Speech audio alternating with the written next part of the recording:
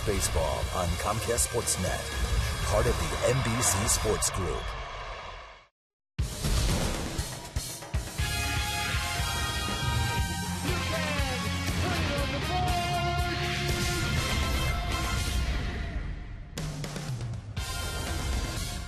We are coming to you from the city beautiful Chicago, Illinois, where tonight Comcast Sportsnet Plus presents White Sox baseball. It's Paul Konerko, Adam Dunn, A.J. Pierzynski, and the Sox as they get set to butt heads with Joe Mauer and Ron Gardenhire's Minnesota Twins. Hi, everybody, and welcome. I'm Ken Harrelson with Steve Stone as we get set to bring you the first of this brief three-game homestand. As you know, the Sox coming off that 10-game road trip where we were 3-7. During that time, we lost 5 games to the Tigers, so we come in a game and a half back and trying to gain some gain tonight for the guy coming off the deal, Gavin Floyd. It's nice to see Gavin back. However, he probably would like a different opponent than the one he's got tonight. Gavin is 5-11 lifetime against the Twins, and this year he's under 500. However, against the Twins, his ERA is up close to 6. That being said, he's had some rest. He said he feels 100%. If that's the case, that backdoor curveball to some of their left-hand hitters would work very well tonight, and he's going to need it because they got some speed at the top of the order. Francisco Liriano goes to the mound. There's a lot of people that believe that he's going to be traded. He's 3-9 this year. His ERA is well up there, but apparently throwing the ball a whole lot better lately. And if he is going to be traded, well, they've started making a whole lot of deals today. We'll tell you about them during the game. But in the meantime, let's win this series. All right, sit back, relax, and strap it down. White Sox baseball coming your way.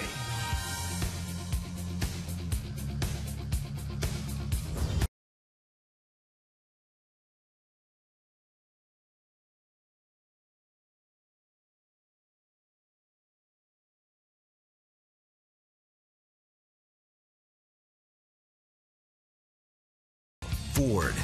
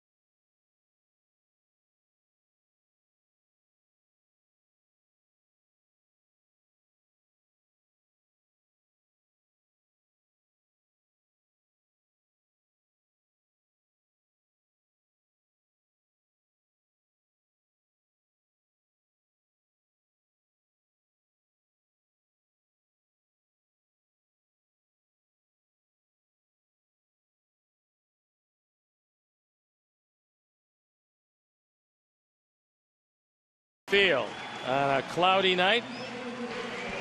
But there will be baseball, 90 degrees at game time with a whole lot of humidity for this very brief homestand in the kickoff against the Minnesota Twins. Now time for the Miller time starting Twins lineup under Ron Gardner. Denard Span leading off, then it's Revere. Mauer at first base tonight with Willingham, Dummett, Dozier, Casilla, Butera, and Carroll at third base hitting ninth. The defense, and how they'll line up behind Gavin Floyd, Viciedo, Diaz, and Rios in the outfield. The infield, Euclid, Ramirez, Beckham, and Konerko. A.J. Pierzynski gets a nod behind the plate. And our Lexus Pursuing Perfection starting pitcher is Gavin Floyd. Floyd at 7-8. This is his 18th start. Coming off the DL, so he has had a bit of rest. He says his arm feels very good. The ERA just over 4.5. And his Minnesota team has been very tough on him. He's 5-11 lifetime against them. Let's take a look at where the Sox stood before or heading into the All-Star break and how things shape now. 3-game lead over the Indians. The Tigers 3.5 back. Currently, the Tigers have the lead by 1.5 games and the Indians 4.5 out of first place. Since the All-Star break, it's been all Tigers, and we lost 5 games on that road trip. So the umpires, Chris Conroy behind the plate, Tim Timmons is at first, Angel Hernandez, the crew chief, is at second, and Ed Hickox is at third. So they've thrown the ball around the infield. We're ready to play baseball. I'm ready to turn it over to my play-by-play partner, Ken Harrelson. Hi, Steve. Thank you. And once again, good evening, everyone, and welcome to White Sox baseball right here on Comcast Sportsnet Plus. So happy you could join us for the first of this brief 3-game series and this brief 3-game homestand. Denard Span, the center fielder, gets set to lead it off, and he has had pretty good success against Gavin Floyd, 16 for 32. So Span comes in hitting at 275, and the first pitch of the ball game is taken down low. The only thing you worry about with a guy coming off the disabled list and missing a couple of starts is his control, especially early in the game. Tops that one foul.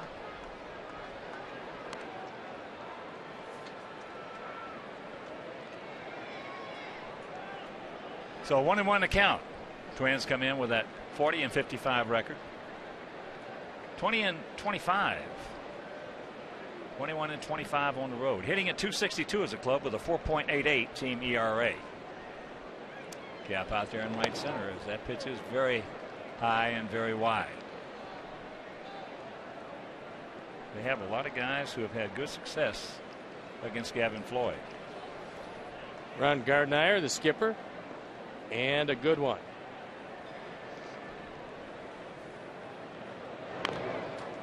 There's the bite. It's a good one. Can't get it.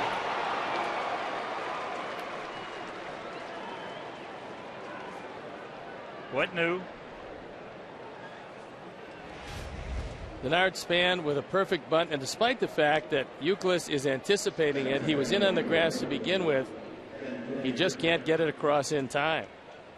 So one of their speed merchants on with nobody out. And here's another one. Span's 9 for 15 in stolen bases. This guy at the plate, Ben Revere's 21 for 26.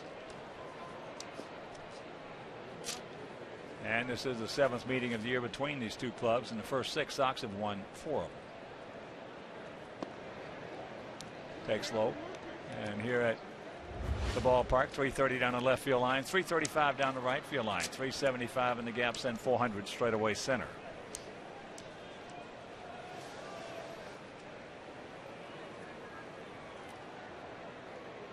Pretty good lead. And the count 2-0. Ron Gardner knows without a whole lot of power on this team that he's going to have to run his way into a lot of offense, and they've been doing just that.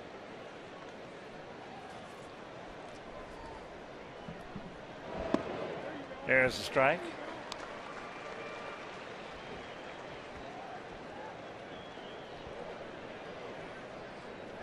Robin knows that one road trip does not a season make, especially a road trip in July. So I'm sure that he conveyed that message to his ball club.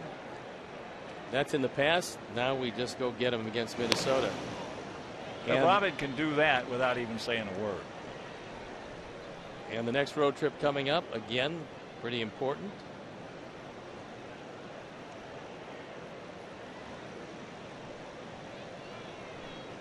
Two and one to count.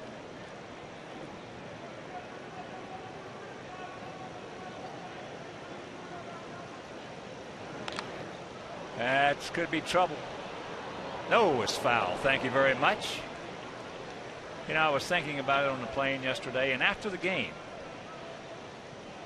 watching Robin intermingle with the players, and I don't think that in all the managers I've ever seen, I've ever played for, I don't think I've ever seen a manager with a better demeanor than Robin Ventura.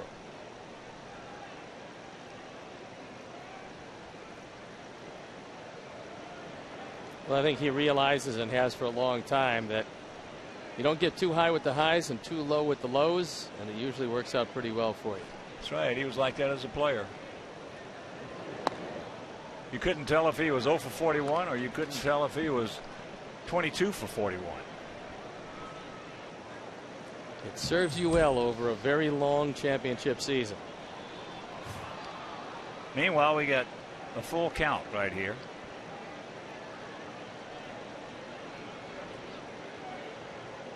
There he goes, and it's academic. So trouble of brewing right away. These two speed burners on base, and it'll bring up Joe Mauer. In case you did not hear, Ichiro has been traded to the Yankees, and he is in the lineup tonight in Seattle. All he had to do was switch clubhouses. Yeah, for him, that wasn't a whole lot of travel pay. And Seattle had him for a long time, was a great player for them. But it was time to move on to the next stage for the Mariners. And the Yankees, losing Brett Gardner probably for the rest of the year, needed a left-hander with some speed. Well, he's in that lineup hitting 8th.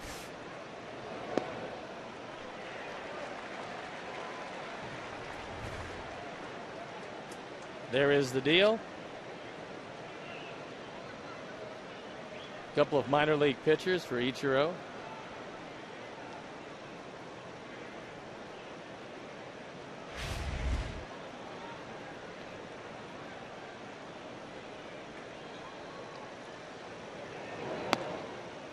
One and one to count. Mauer hitting at .332, 6 homers, 45 knocked in, and he is 18 for 42 lifetime against Gavin with 3 homers. But he leads this team by a wide margin and grounding into double plays. Those are some pretty gaudy numbers head to head with Gavin Floyd. Mauer's grounded into 18 double plays this year. So get him to hit the ball on the ground.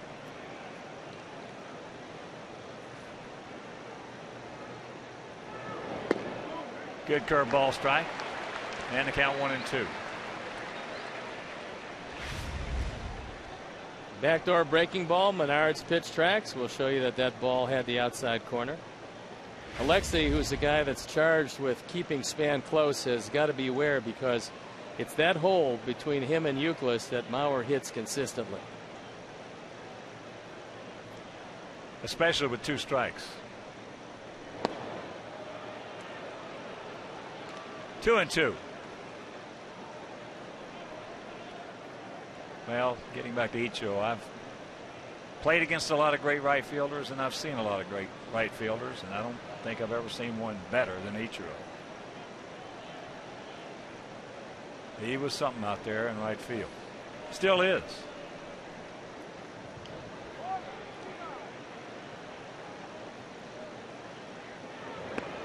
And a full count to Mauer, so a lot of pitches being thrown right here. Well, now you might get a shot to strike him out and throw him out. And it's an unobstructed throw to third base. So Mauer, unlike previous years, you can strike him out. He's fanned 50 times.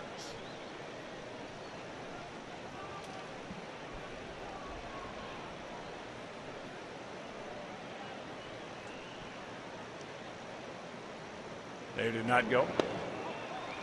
And that'll load them up. All starts with a bunt single, a walk, and another walk. Menard's pitch tracks on a breaking ball that is low and out of the zone. It's a good thought process, but we talked about missing a couple of starts and the lack of control you have early, and it's shown up here.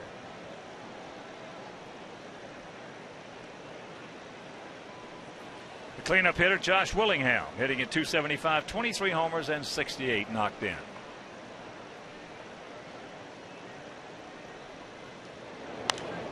Looking for it, got it, and missed it. 0-1 to count.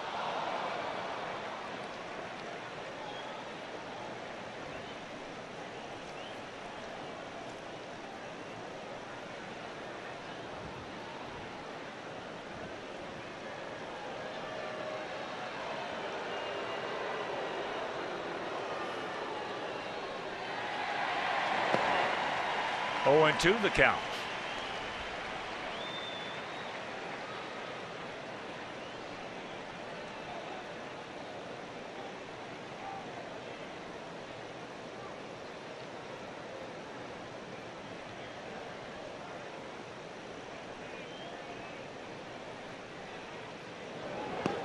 Ball gets away, no advance.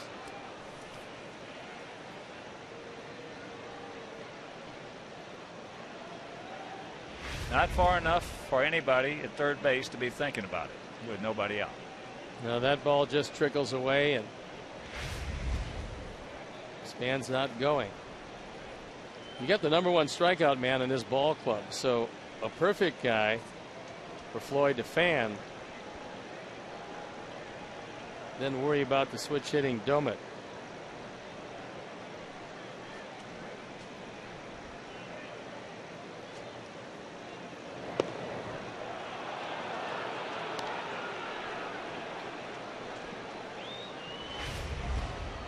This ball's off the corner. Fans wanted it. I'm sure Gavin would have liked it, but it wasn't that close.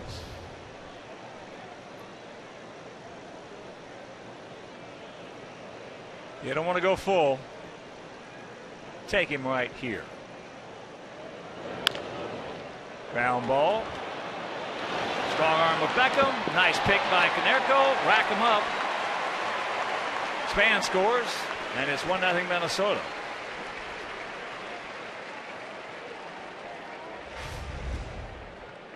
For the 8th time this year, Willingham grounds into a double play. Good play by Beckham, because Mauer got down there fairly quickly. And the good pick on this end, as Paulie has it in the glove, a half step before Willingham.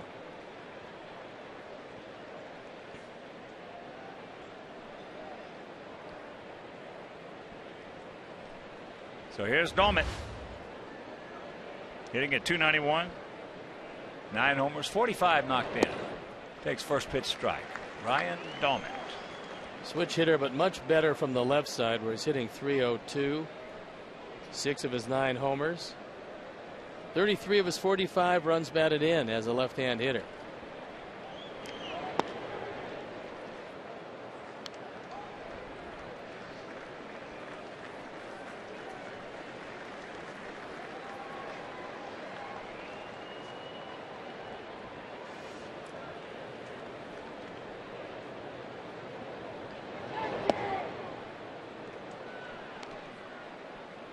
Domet 1 for 4 lifetime off Gavin. It'll be the 25th pitch of the inning.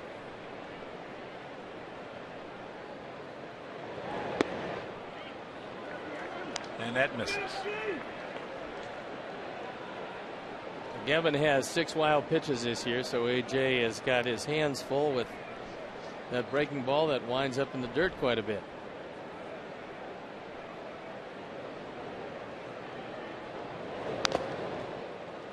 It's full.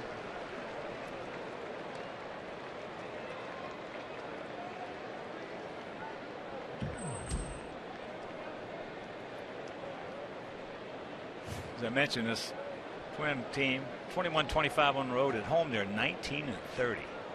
They don't like playing at Target Field.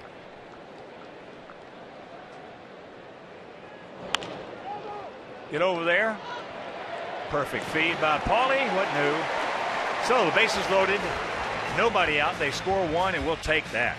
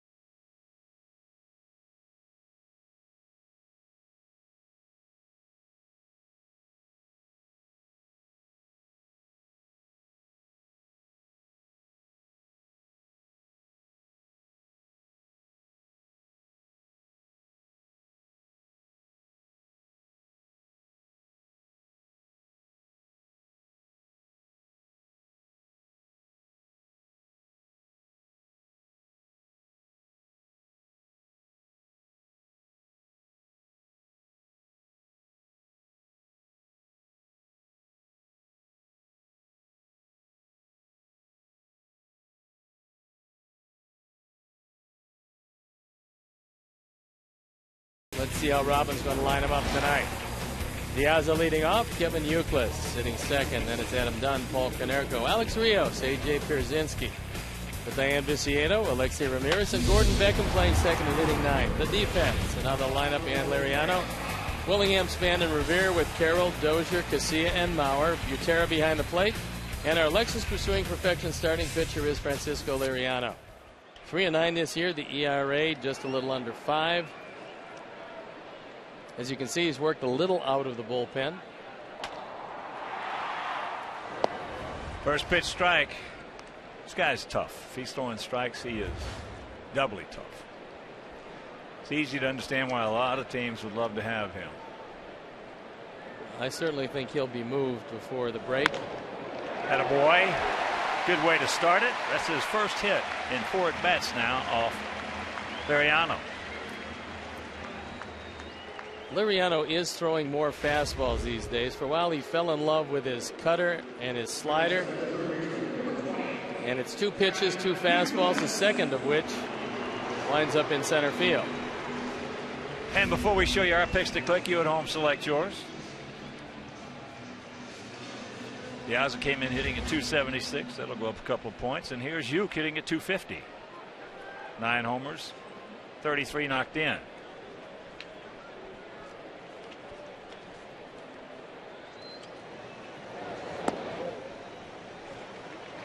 Uke 4 for 17 with a homer off Liriano. And Uke in a Sox uniform hitting at 279, 5 homers and 19 RBIs in just 22 games.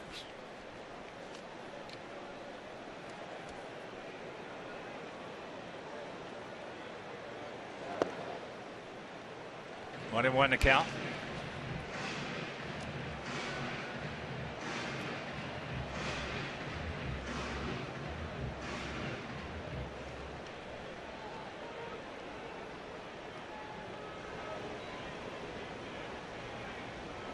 Gap out there in left center.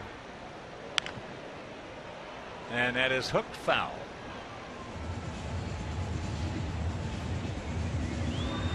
One of the big problems for Minnesota this year has not been swinging the bats, because they come in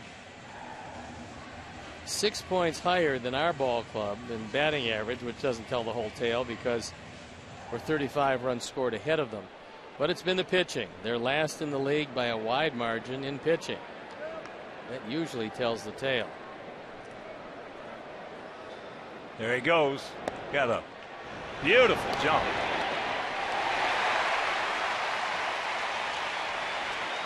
16th stolen base. Decided to go on first move, and Liriano takes a long time to deliver it. Even though Butera has a strong arm and a quick release, the jump a little too quick for him.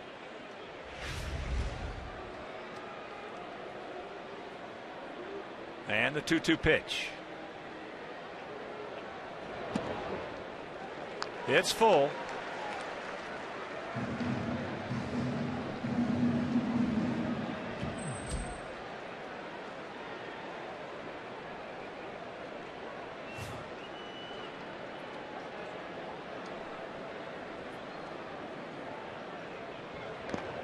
Just got a piece of it.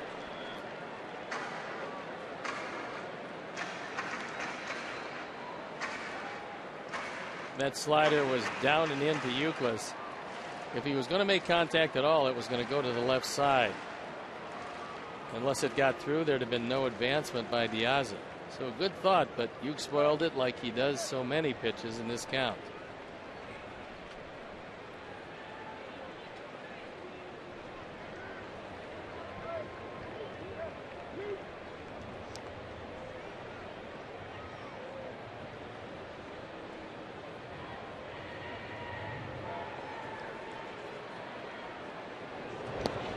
And that's ball 4. And right now, let's check out our Farmers Insurance picks to click. Dimangio, our director and crew, well, they're going with you. Steve's going with Tank. And J.J. Shearer, Ed Fernandez, all the great folks at Ditka's, and we're going to go with Alexei Ramirez.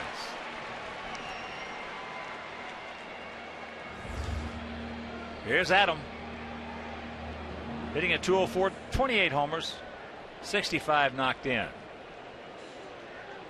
He is 0 for 7 lifetime off Liriano. Takes first pitch strike when Liriano beat Gavin Floyd in our Sox back on May 22nd.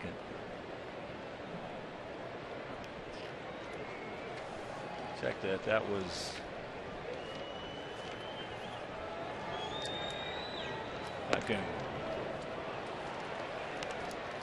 right. Walters beat us on May 26th. Anyway, he struck out 4 times against Liriano.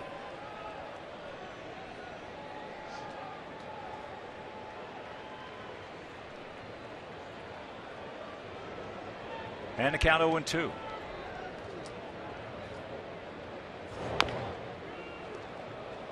Out and around that one. Well, one advantage here with runners at first and second, nobody out. They don't have a radical shift on Adam. So he's actually going to be hitting like a regular left-hand hitter, not like he usually hits with that second baseman well out into right field. Liriano beat us our second series against Minnesota. That was on June 25th. Just got a piece of that one. That one got a piece of Butera also.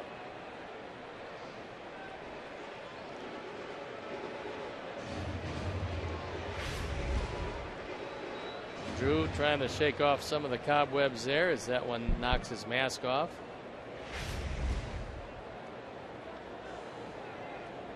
That's what he did on June 25th. A brilliantly pitched game.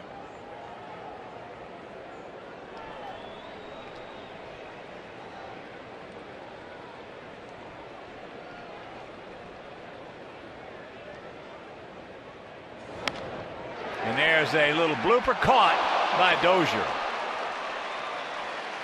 Nice play, nice diving catch, 1 out.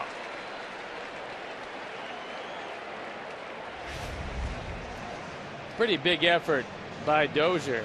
As this ball slicing away from him, he makes the dives, saves the base hit. The run would not have scored, but it would have been bases loaded, nobody out.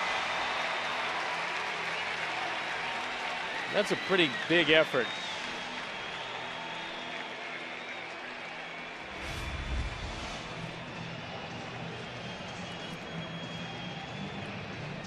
So here's Paulie at 323, 14 homers, 44 knocked in.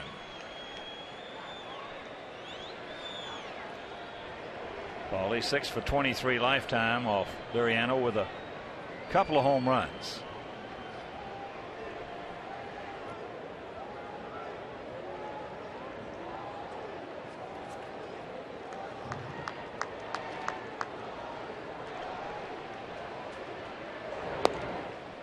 Takes ball one, took that pitch nicely. Rios on deck.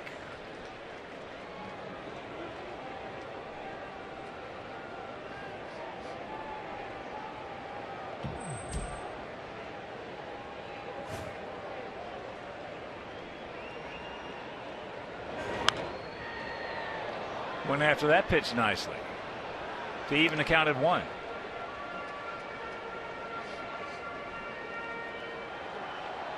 A brief 3-game homestand, off day on Thursday, then Friday, Saturday, and Sunday down in Texas, and Monday, Tuesday, and Wednesday from Target Field in Minnesota.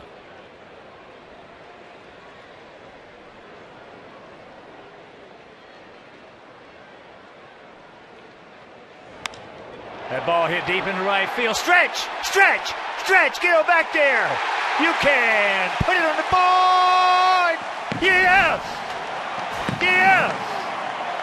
3-run opposite field homer by Paul Konerko. And our Sox lead it 3-1. Mercy.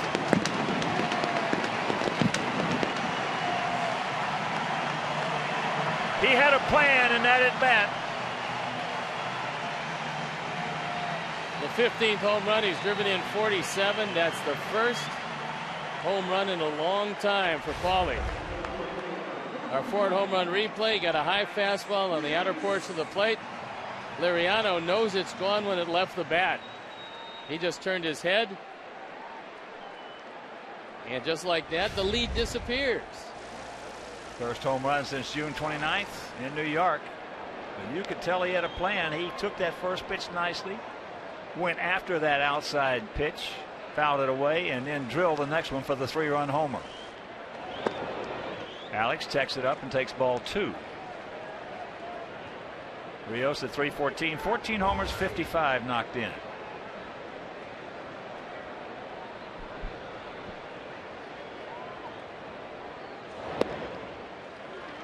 And the count 3-0. Turn him loose.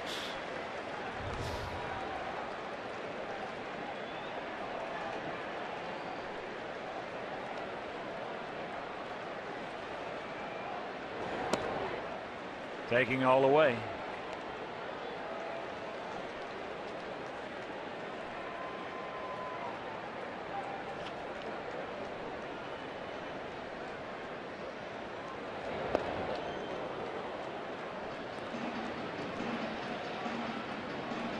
Pull the string on him and a full count.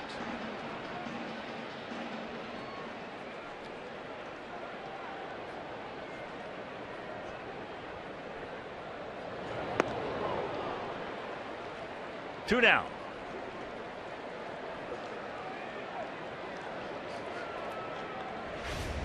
He threw him the straight change. And he got him.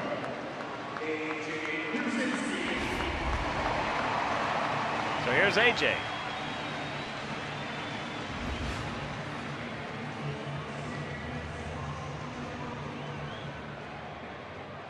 AJ at 286, 16 homers, 50 knocked in.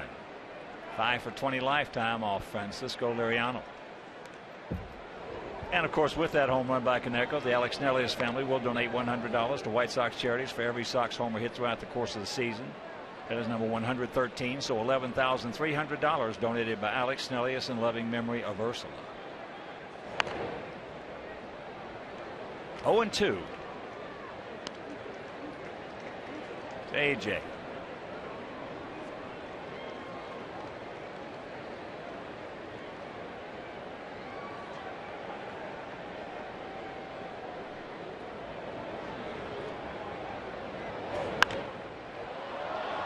High and on the track. He just one-handed that one out there. Meanwhile, a big 3-run homer by Paul Konerko, and we lead it 3-1.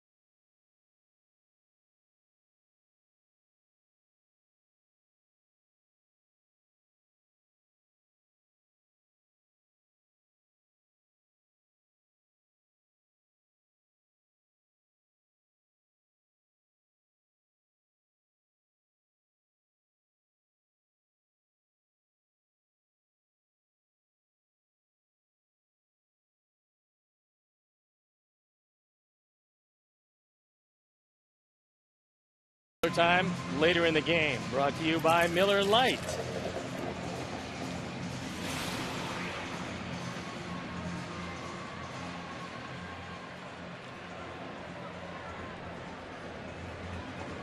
Gavin Floyd, if you're just tuning in, had a tough first inning. Bases loaded, nobody out. A bunt single, a couple of walks, but then Willingham hit into a 5-4-3 double play, scoring Denard Span, and he got Ryan Dolman to bounce out to Konerko.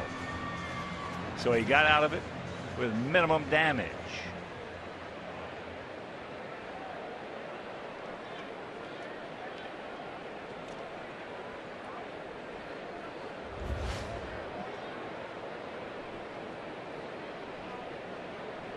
Ryan Dozier, the shortstop.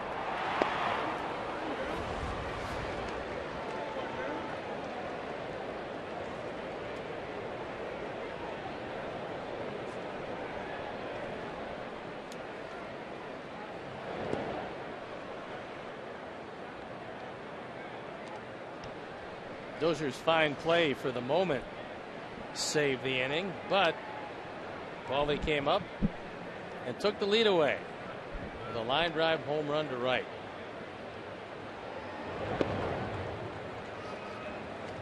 Two and one to count. So Gavin 1-1 this year against Minnesota, 5-11 lifetime. But this is a different Minnesota ball club. They're playing in a different ballpark as there's a base hit. So the leadoff man aboard.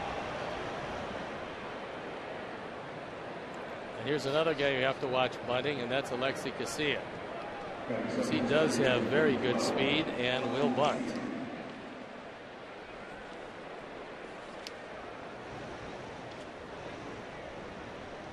Casilla, a much better right-hand hitter than a left-hand hitter, but he'll be hitting 196 as a lefty facing Gavin.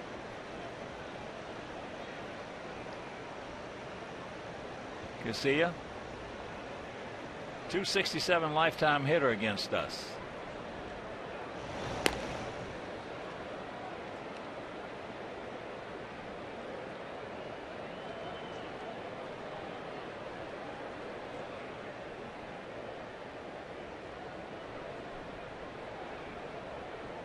He's had good luck against Gavin, 9 for 22. That ball hit into left field. Tank. One out.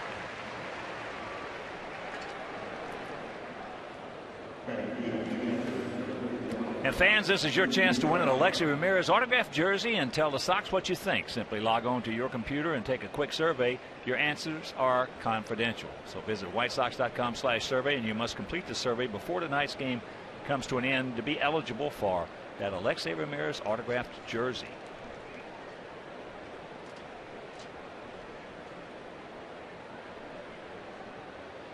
Drew Butera, son of Sal.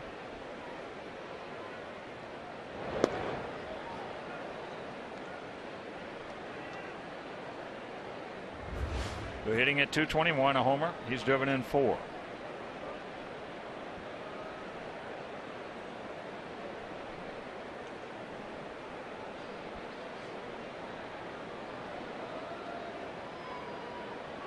There he goes.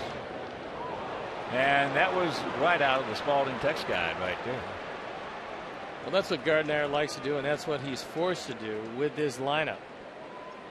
He's got a couple of guys that'll hit the ball out of the ballpark, but not too many. Willingham has 23, and the rest of the guys in single digits. So with a vacated right side, the hit and run work to perfection.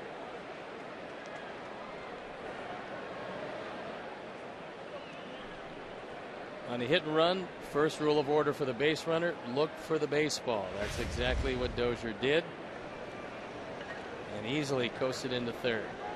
And here's a 325 lifetime hitter against our Sox, 38-year-old veteran Jamie Carroll. Takes first pitch strike. He's 7 for 20 lifetime against Gavin. Comes in hitting just 241, but you can throw that out when he gets against us. He's going to make contact. That's what he normally does. As far as sacrifice flies, he's got only one of them.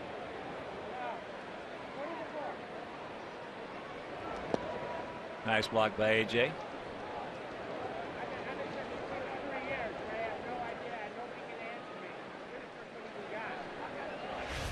Well, A.J. knows if he calls a breaking ball, it's most likely going to be in the dirt.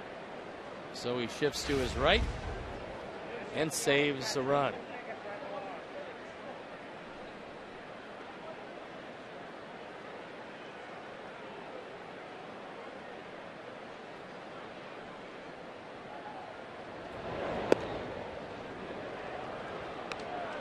Two and one to count.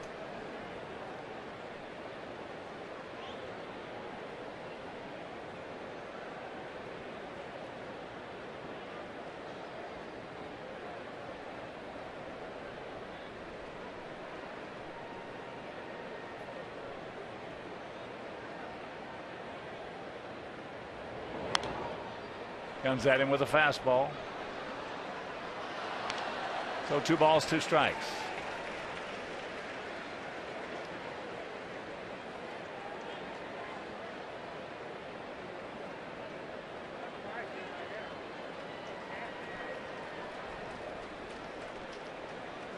Nice crowd on here.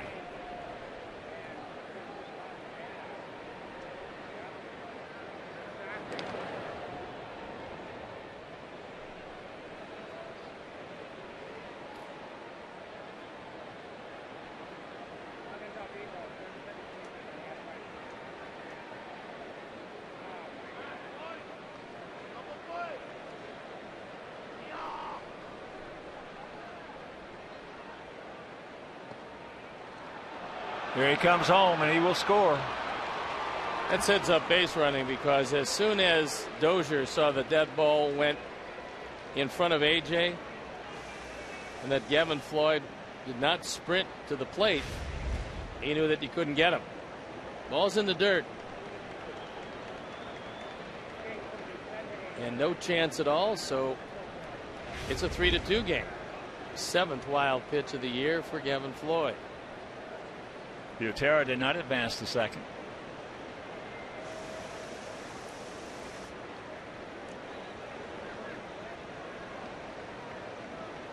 And a payoff pitch.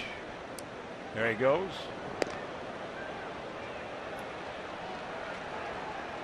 So that's the 3rd walk already issued by Gavin.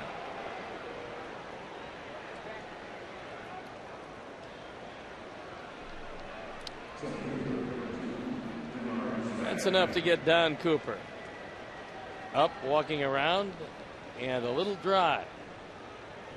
Well, it's been driving Coop crazy, the base on balls we've had, especially on this last road trip. Just absolutely ate our lunch. And seemingly every one came home to roost.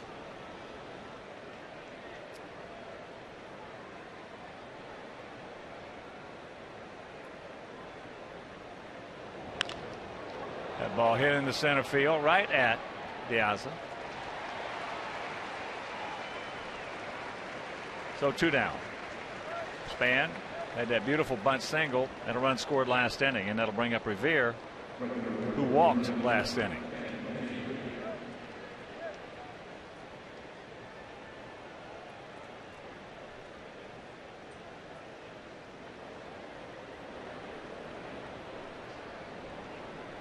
Ian Revere, former #1 draft pick, 28th overall in 2007. This is his 3rd go round with the Twins, and this time it looks like he's going to stick around for a while.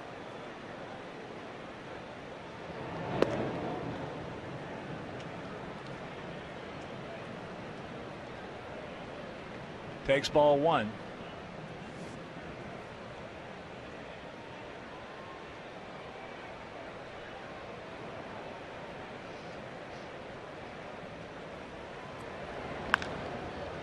Hit hard, but foul.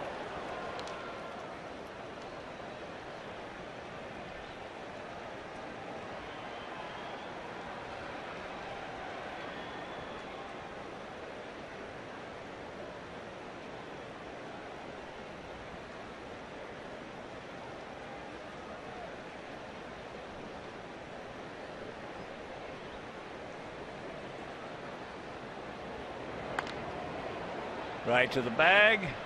And now I got to hurry. He just gets it. Jerry White saying what? But he got him. They pick up one on the wild pitch. We'll go to the bottom of the second, leading 3-2.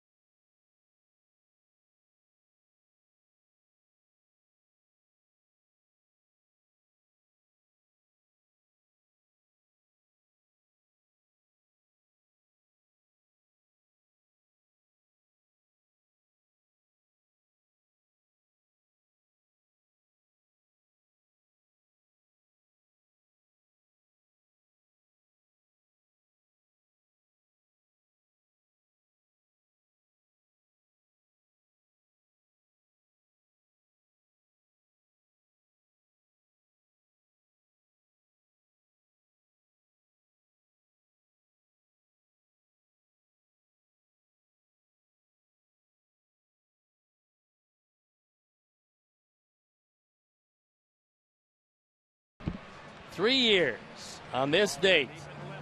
The catch, helping to preserve the perfect game, Dwayne Wise making it, and Mark Buehrle completing it on a ground ball to Alexi, and that was that.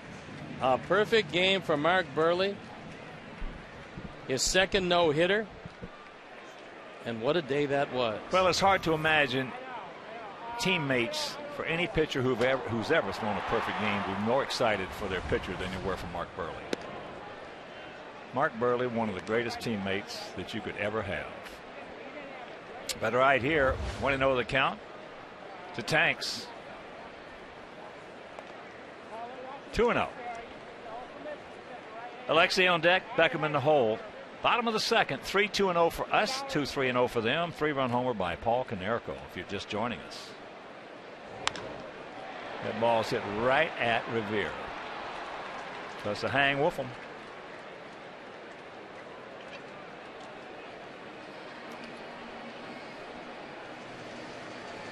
So here's Alexei, 12 for 27 lifetime off Liriano. Gutierrez went out to have a word with Liriano, and it could very well be that he wants him to change his pitch selection a bit. He probably went out there. Look, the home run went to right field. That vicious line drive went to right field. Maybe we'll get inside on the right-handers a little bit. And that's where the first pitch was.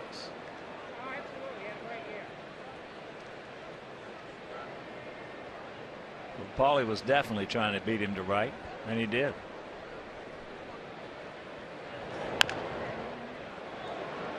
Slowly hit. Good barehanded play by Dozier.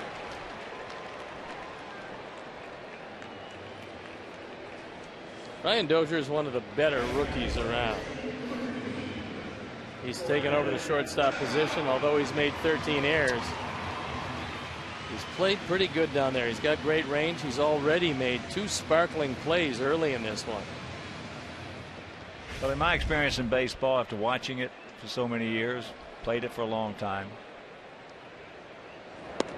you start to form your own conclusions. And a little philosophy in mine is, if you try to beat the pitcher to his arm side, you're going to have more success that way than you will just looking for the baseball.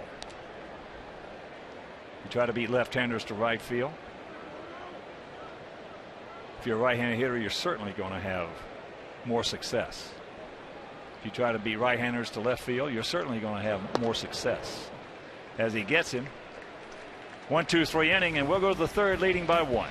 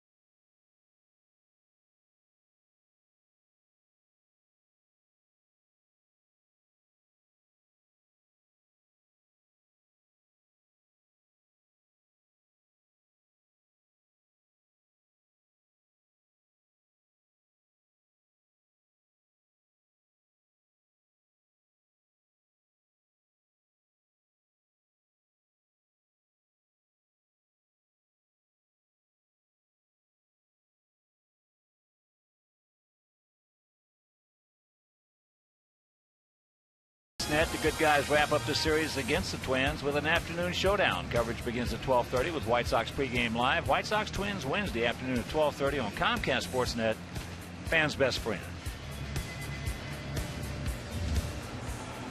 Top of the third inning, Mauer, Willingham, Dolman to face Gavin Floyd.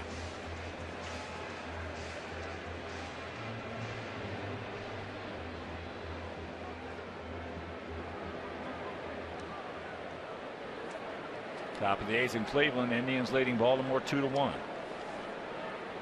Detroit with an off day. Then they head out on a pretty tough road trip.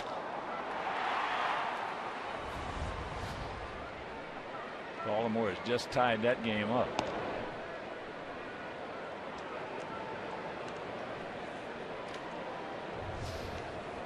Want to know the count to Mauer, who walked.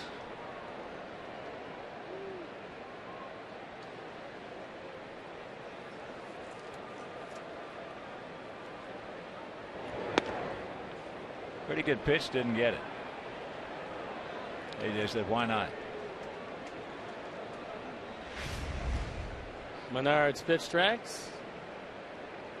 Could have gone either way. Went Mauer's way.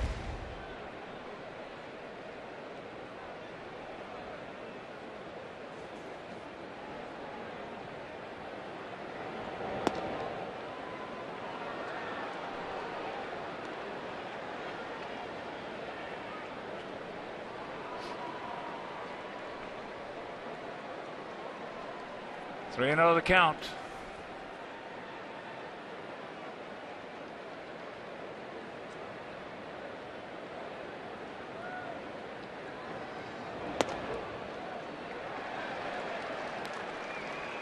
And a Bronx cheer goes up for the umpire.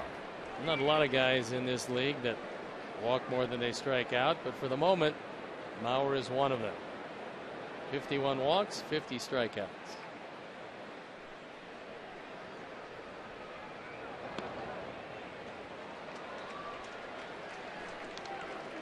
So the dreaded leadoff walk. Fourth walk issued by Gavin. And a very special congratulations goes out to our White Sox senior and junior RBI teams who clinched the Central Regional Tournament Championships in St. Louis this past weekend. One great note from these tournaments, Darius Day pitched a no-hitter for our Sox senior RBI team versus Milwaukee in the championship game. And both White Sox RBI teams now advance to their respective divisions. 2012 RBI World Series in Minnesota. And that will take place from July 31st to August 12th. So great job, guys. Don't stop now.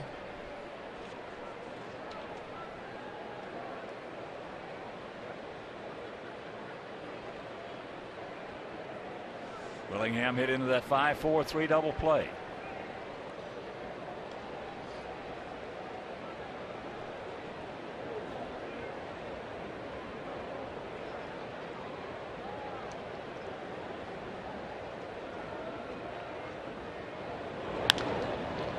And can get him again.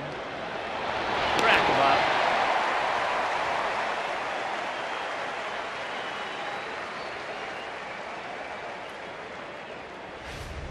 Both double plays, big ones.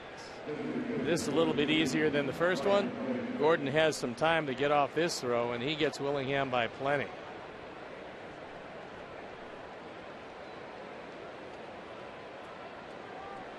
So here's Dolman. He grounded out Paulie to Floyd.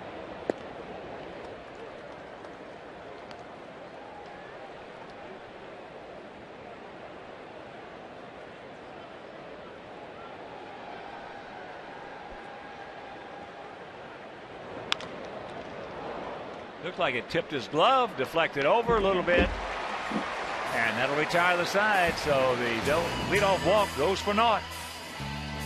It is still 3-2 good guys.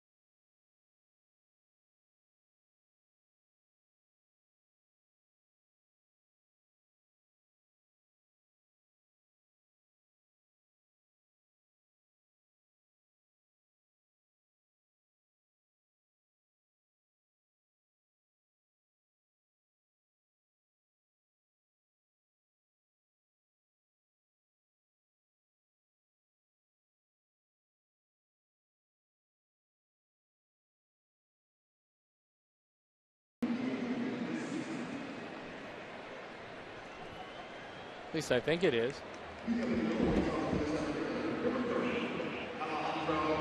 Well, we'll cue that up and get it to you a little later.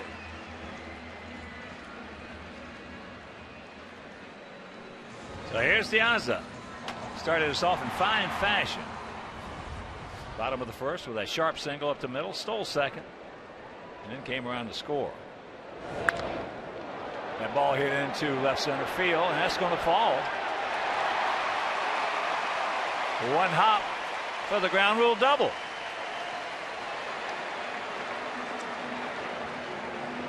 Number 20, 22 baggers for Alejandro. Alejandro is starting to heat it up again, and that's a good sign. Because when he was getting on consistently, our offense was in high gear. And if he starts to get on consistently again, the offense will come to life again.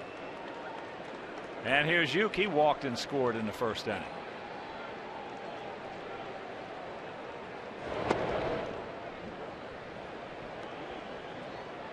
Takes first pitch, strike.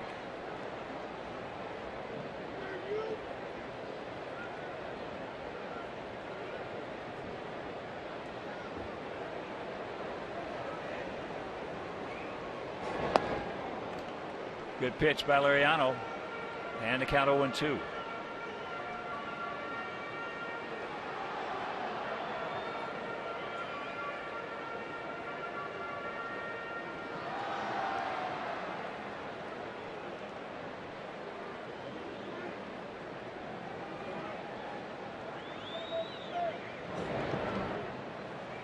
Diatera.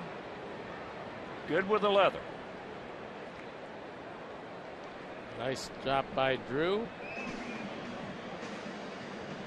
Already has made his mark in this one with a perfect hit and run single, which eventually led to a run.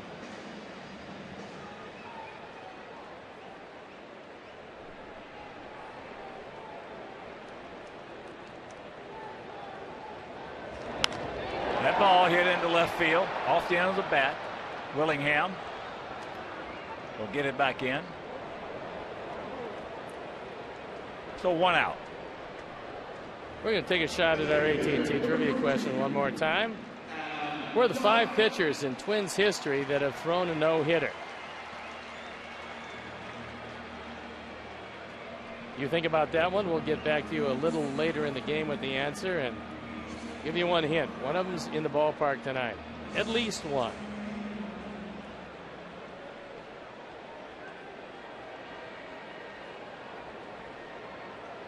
So here's Adam. That ball hit hard into center field. Stretch. Spanning back, looks up. You can put it on the board. Yes. Yes. Two-run bomb by Adam Dunn. And it's a 5-2 Sox lead. First.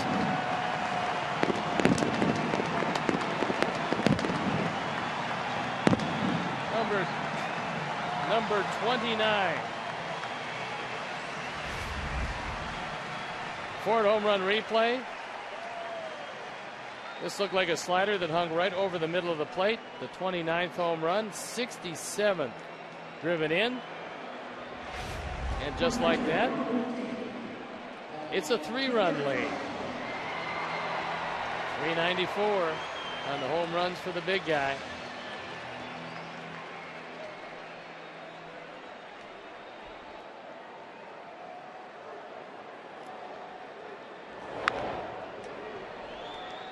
Paulie. And here's what he did in the first inning.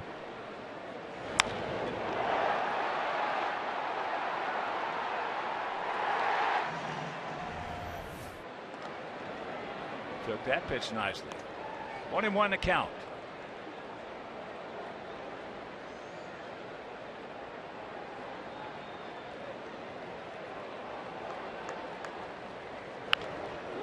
Back through the middle. That home run in the first inning was Paulie's just his second extra base hit in July. He waits back.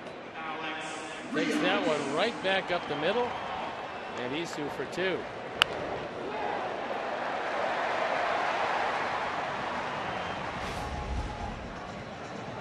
And that'll bring up Rios. Alex struck out his first trip. 5-5-0 for us, 2-3-0 for them. Outfield. Big gap out there in left center for Rios. Jamie Carroll back and well off the line at third.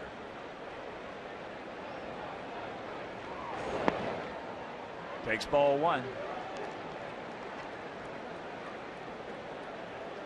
Last 23 games, Alex hitting a robust .382.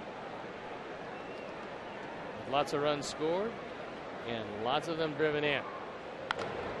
Hit hard but foul.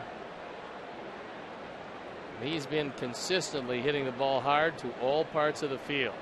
Well, he's been playing like an all-star all season long. Been a wonderful rebound year for him. Wonderful rebound year for Adam Dunn. Wonderful rebound year for Jake Pete. That ball hit way back.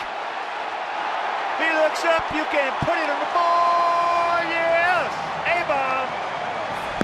It is 7-2 Sox.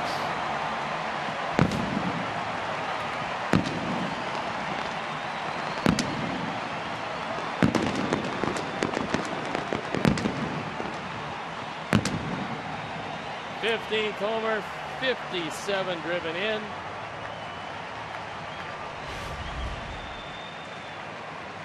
And the Ford home run replay, this is a Titanic home run. Way back there. Rick Anderson goes to the mound. One of the things he wants to do is give some time to that bullpen to get loose. This is the hardest that we have ever seen Liriano hit. We haven't had a whole lot of luck with him of recent vintage. Tonight, every mistake he's made has really cost him. Well, he's thrown 45 pitches, 42 of which have stayed in the park. Brian Dunsing getting loosened up.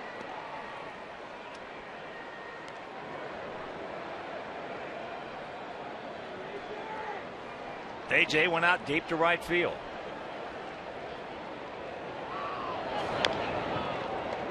And that's foul. 1-1 to count.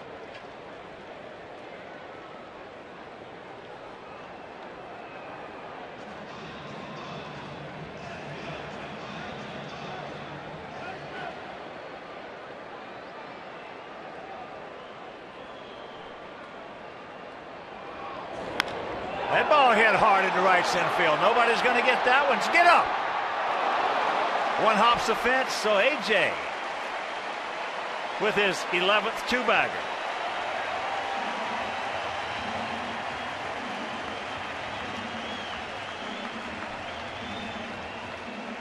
A lot of scouts in the stands tonight. Obviously, some of them have come to look at Liriano. Well, this report's not going to look too good. No. AJ hits it deep. One hops the wall. Goes into second. And there are some of them. And but on the other side of that page, for the smart scout, he'll just cut the price down a little bit. And here's Tanks. He lined out hard to right field.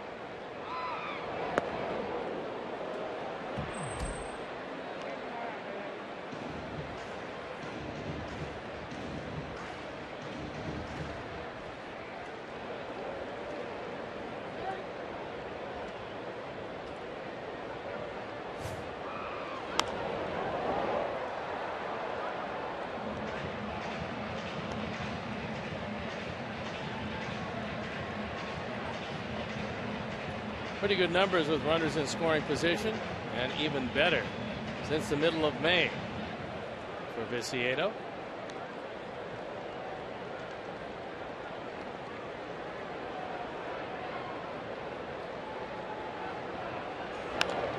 Jammed him, popped him up short, get down. Nope, it'll hang up. So Span gets it back in, and that's out number 2.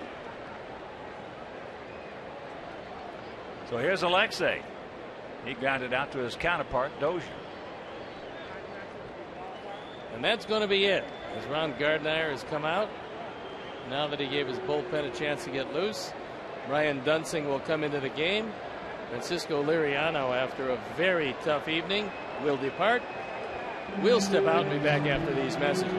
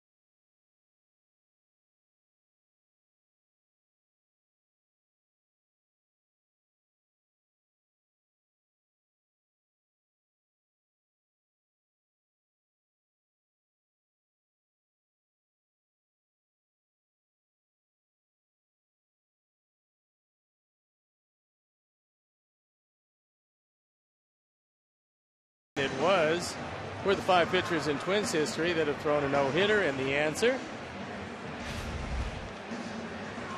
Jack Kralik, Dean Chance, Scott Erickson, Eric Milton, and the departed Francisco Liriano. Departed in that he's out of the game.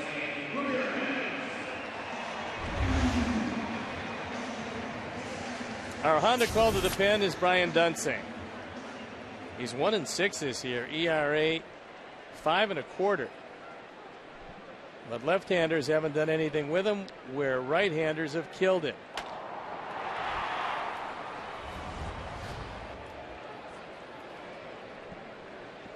First pitch to Alexei, taken for a strike.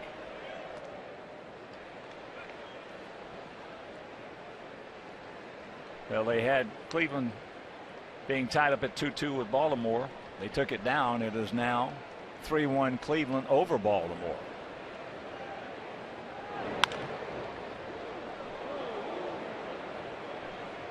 Oh, 0-2 the count.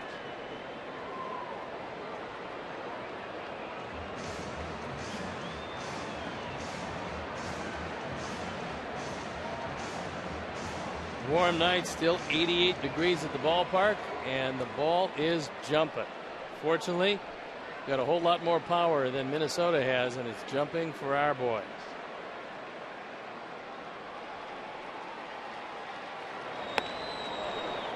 Got him upstairs, but a big crooked number goes up on that board. We'll go to the 4th, leading 7-2.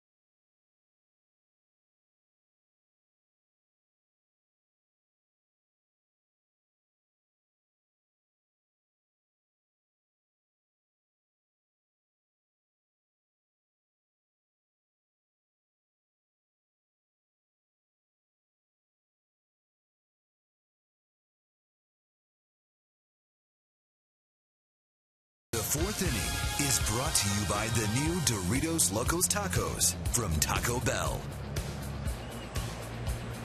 Want a fantastic White Sox experience? Well, check out the Comcast Fundamentals deck at US Cellular Field. You can interact with the White Sox trainers, run the bases at the wiffle ball diamond, and test your swing at the batting cages. You're always at the center of action with Xfinity, only from Comcast.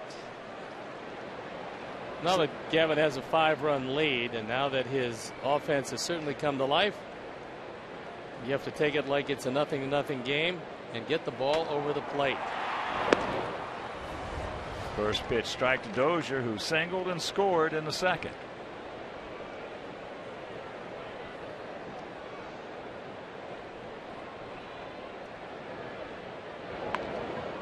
And that's a good bunt. Stick it in your pocket.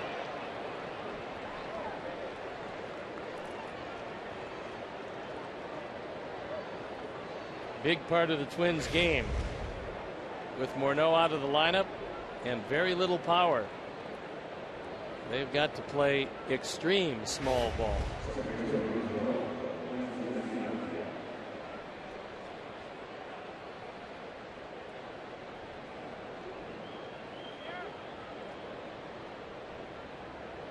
Casilla went out to left field. Takes first pitch strike.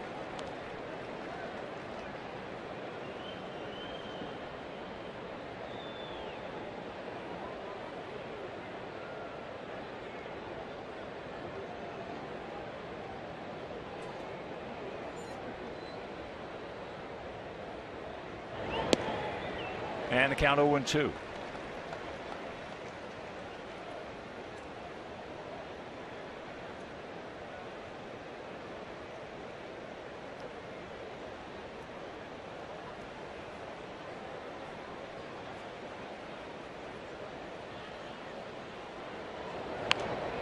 Softly hit. Paulie with a nice pick right there. They're going to get the lead man. That's it.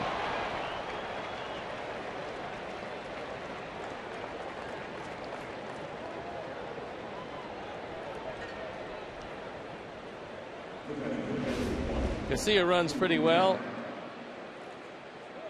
And Paulie with a very good throw. No chance on the return.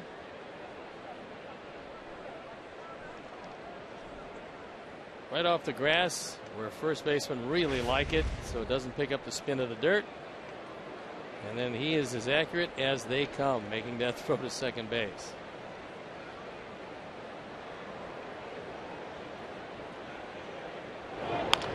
All right, take your time. Rack them up. Third double play turn by our Sox, and we'll go to the bottom of the fourth, leading by 5.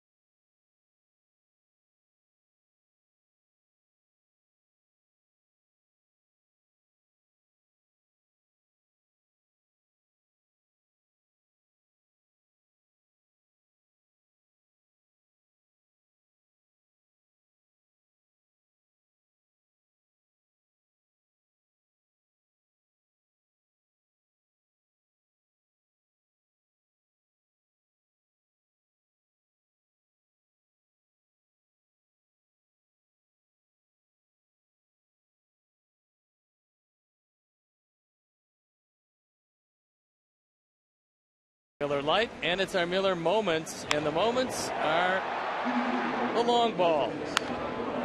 Pauling, Adam, and Alex. There's a difference in the game. It's 7-2, courtesy of what this team does real well, and that's hit the ball out of the ballpark. They've done it 115 times so far this year, and of course that is $11,500 donated by Alex Snellius in loving memory of Ursula. That ball hit deep into right field. Revere back on the track now, right up against the fence. And that's the hang woofum for Beckham. Gordon got most of it, but unfortunately not all of it. And Revere does a nice job of staying with it. Not much room to spare as he catches it. And about a step and a half later hits the wall. So here's Diaza. He started off that 3-run first, and he started off that 4-run third. He has single, double, scored twice, also stolen a base. He's been just a perfect leadoff man tonight and for most of the season.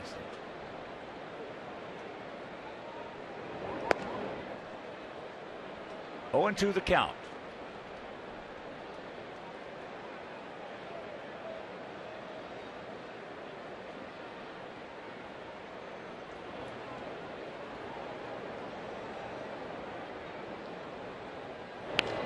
There's a shank base hit, so he's 3 for 3.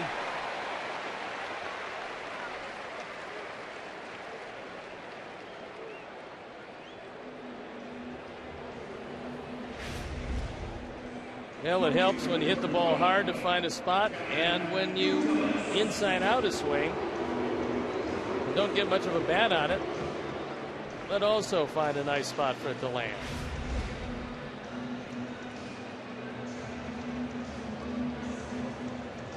Sixth 3-hit game of the year for Diaza. Well, if he picks it up, this team will pick it up.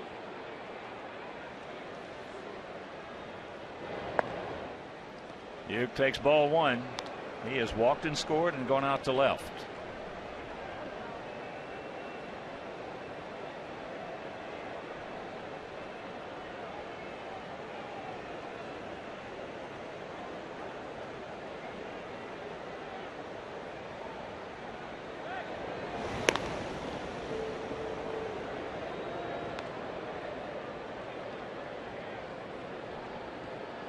First of 3 against these Twins, and first of 3 in this brief homestand. I don't ever recall this bad a schedule for our club in over a quarter of a century of being here. You didn't unpack your bags, did you? You know, I've gotten to the point now this year that unless it's a 4-day trip, I don't even unpack. I I pack them in layers so I can take day 1, day 2, day 3, and leave the suitcase right on the side of the bed. That's exactly what you have to do, especially 16-19 away from home to start the second half. It's just that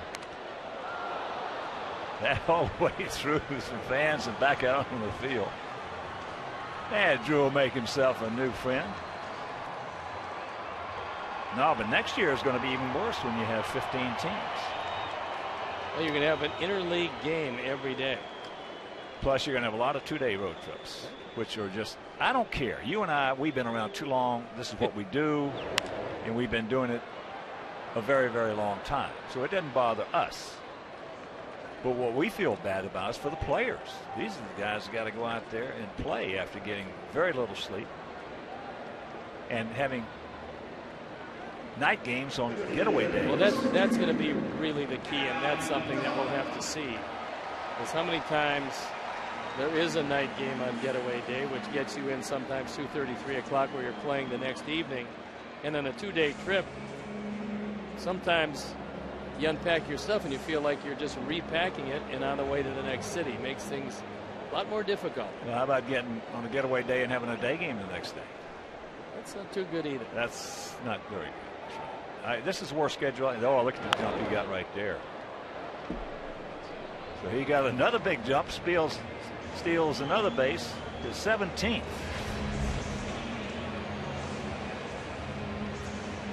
Foul ball, he tipped it, so he'll go back.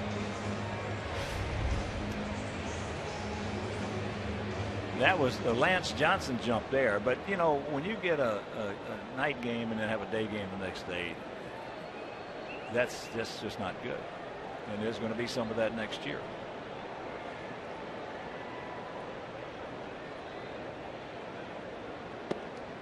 Watch out. Fortunately, that throw wide of the bag.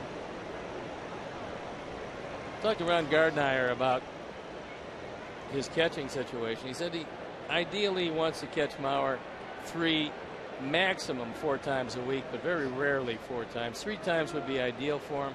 He thinks he can stay healthier and provide a better bat for him consistently. Now, Gardy's a good one. There's no question about that. And he realizes he's got a big catcher who's had back and leg problems relatively early in his career. So you can't run him out there. AJ hasn't had those back and leg problems. That's why he can catch 1,000 innings a year. But AJ Mauer has can't been do a that. phenomenon among catchers. Breaking ball, and the count 1-2. Yeah, AJ is very unique.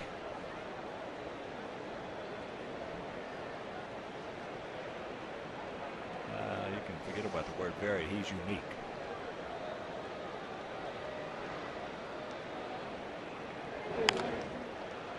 Backhanded by Dozier. Now he's going to go to first. Got time. Takes it, makes it, and that'll retire the side. We'll go to the 5th, trailing. We're leading, I should say. Minnesota trailing 7-2.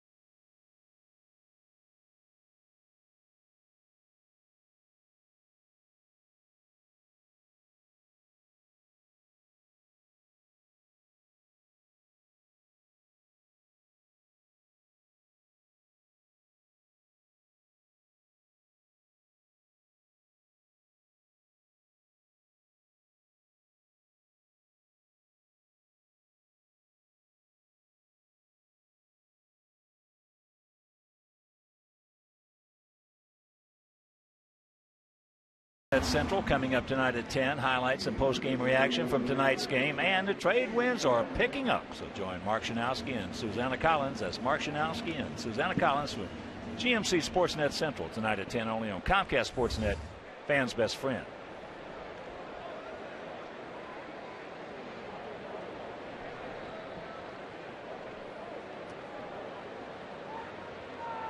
Minnesota trails it 7-2. 2-4-0 for the Twins, 7-8-0 for our guys, with a 3-run homer and 2 2-run shots. First pitch strike to Jamie Carroll, who walked back in the second.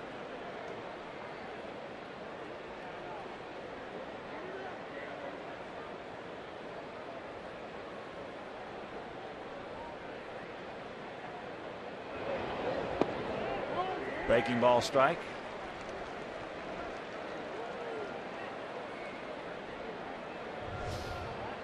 Sox trying to break a 5-game losing streak. So we were talking yesterday after the game. It's not who you play, it's when you play them. And the Tigers caught us a bad time for us, a good time for them.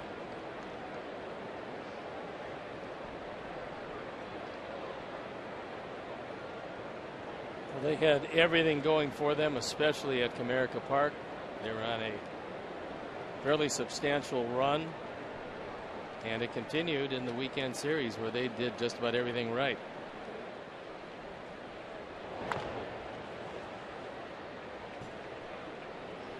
Tigers made a deal today. They added a couple of guys from the Marlins. Everybody will look at Anibal Sanchez as being the key to that deal, but Omar Infante is a terrific second baseman.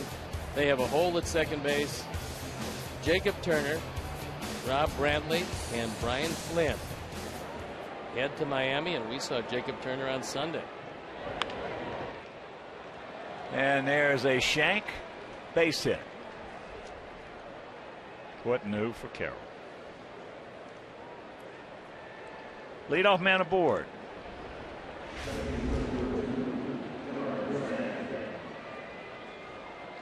That ball stayed up in the zone. Looked like Gavin's attempted a high changeup. And usually those don't work particularly well.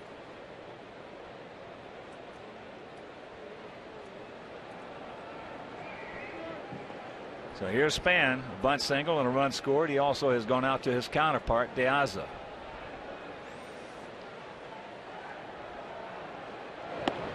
First pitch strike.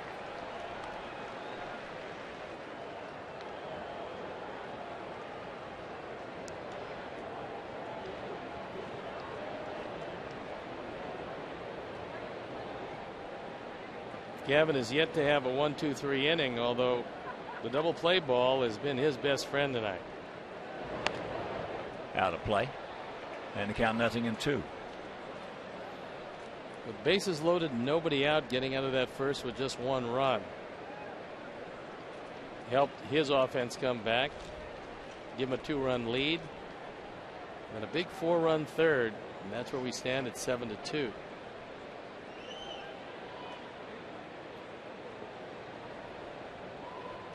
That is the final now from Cleveland. 3-1 Tribe over Baltimore. 1-2 the count. Yankees take on Seattle later. Probably ecstatic they don't have to look at Oakland for a while. Oakland, winners of 5 in a row, swept a 4-game series from the Yankees in Oakland. Something not real easy to do.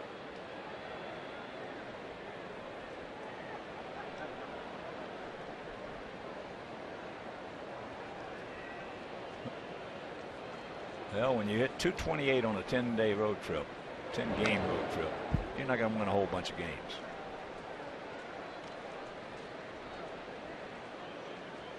So the Tigers indeed caught us just at the right time. I believe that was the 12th walk-off win that the A's have had this year, which leads the major leagues. They've been something. They're getting hot at a perfect time. Find themselves only 5.5 games in back of Texas, only a half game behind the Angels.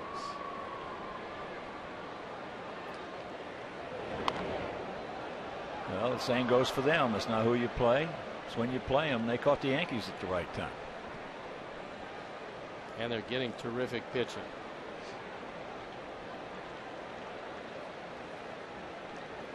That's what the West looks like heading into action tonight.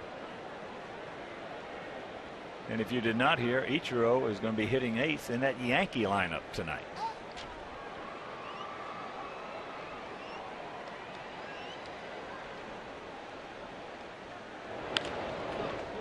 Nice backhand. Strong arm of Beckham, yes. 4. Double play, rack him up.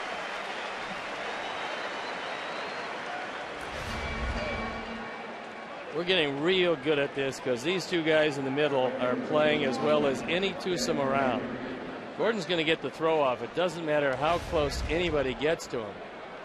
He'll get the throw off. It'll be a strong one, and if you give him any shot at all, and Alexi does just about every time, they're going to turn 2. Dan Revere, a walk and a ground out to short.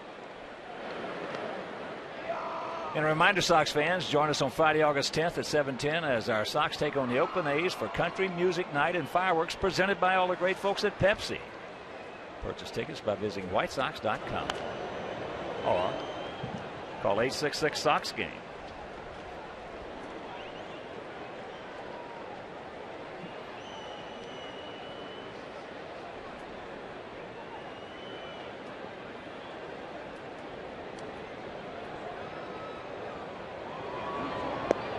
There's a good strike in the count, 1-2. 7 runs, 8 hits, no errors for our guys. 2 runs, 5 hits, no errors for their guys. They scored 1 in the first. We scored 3 in the first. 3-run homer by Konerko. They scored 1 in the second to make it 3-2. Then we added 4 in the third. All this coming off Francisco Liriano. 2-run homer by Dunn and a 2-run bomb by Rios.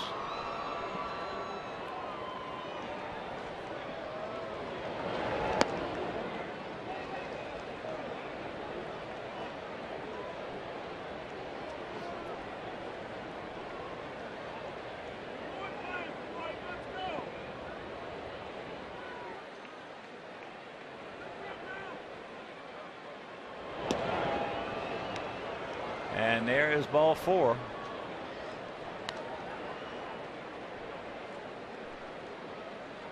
So he's 21 for 26 in stolen bases, and that's the 5th walk issued by Gavin.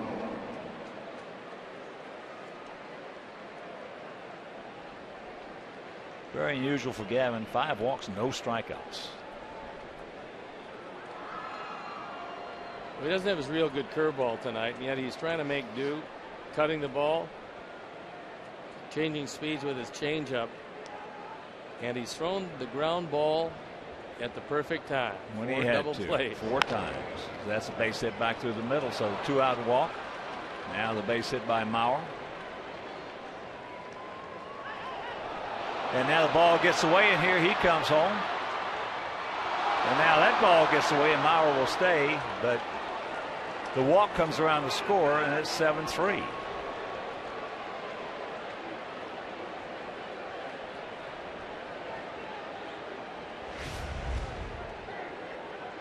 Howard takes it right back up the middle. You know that Revere is going to make it in easily. And nobody paying attention at second. As Diaz floats it back in, that'll probably be E8.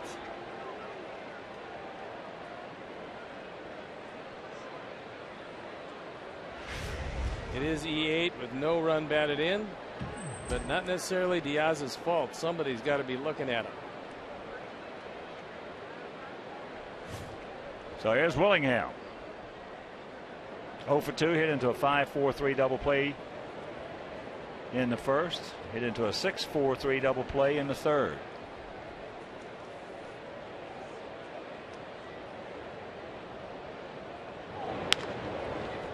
Uke. And that'll do it. They come up with an unearned run. And we're halfway home, leading 7-3.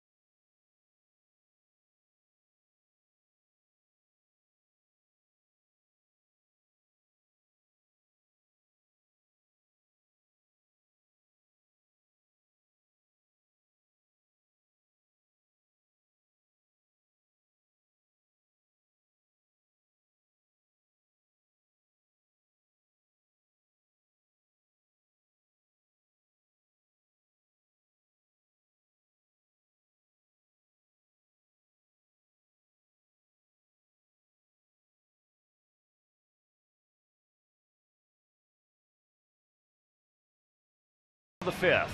7-8-1 for us. 3-6-0 for them. Paulie, a 3-run homer in the first. A single and a run scored in the third.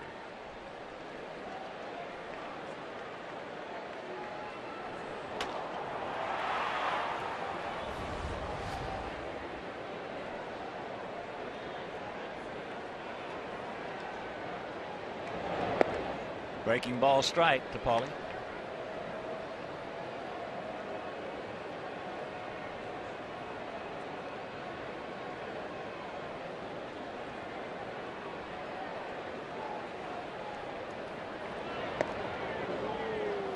And the count 0-2.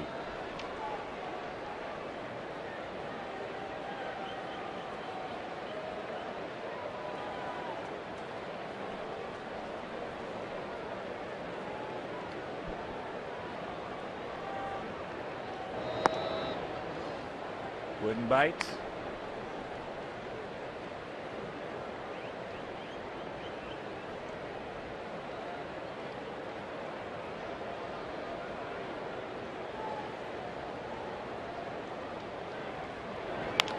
And there's another base hit, just fisted out there by Paulie.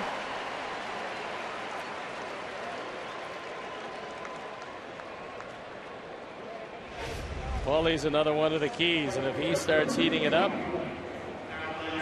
along with Diaza and the guys who are currently swinging the bat well, there's really nothing to stop this offense from being one of the better offenses around.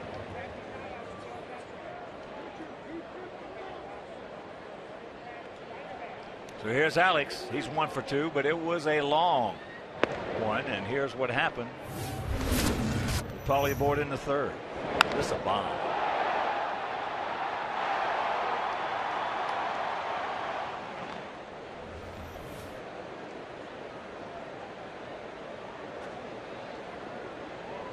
Alex now 15 homers.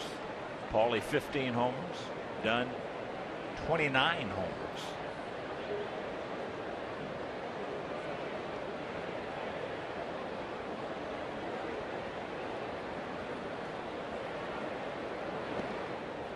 Checks it up, and the count 1-1.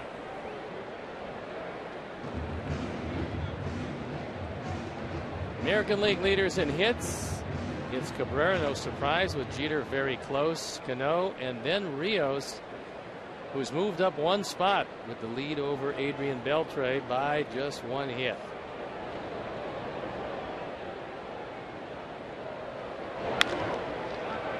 And this should be.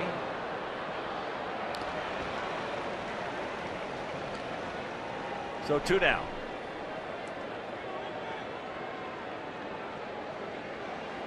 Fifth double play in the game. First by Minnesota.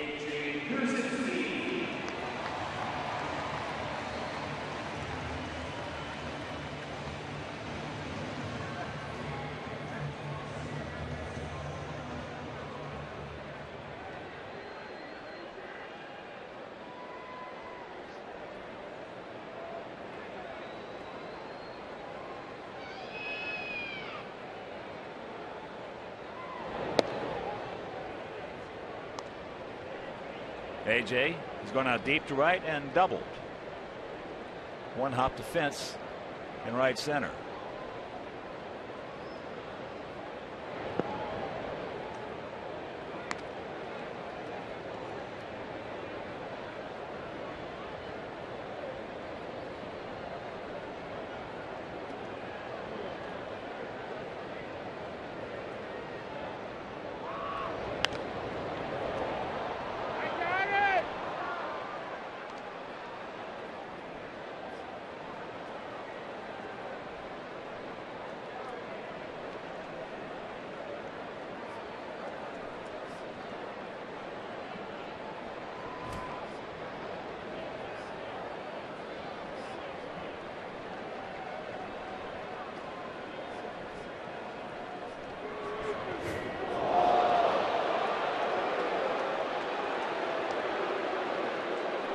So AJ is hit.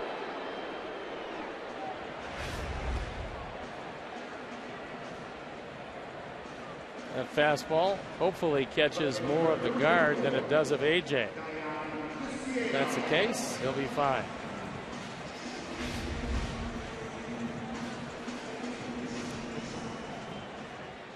I don't think I've ever known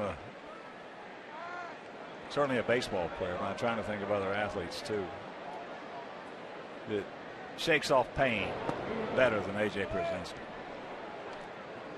Well, I've never seen it shown it. He's unbelievable. As I said, I've known him since he was I watched him play as a sophomore in high school, sophomore, junior, and senior. Dr. Phillips there in Orlando, and he was the same way then. 37,788.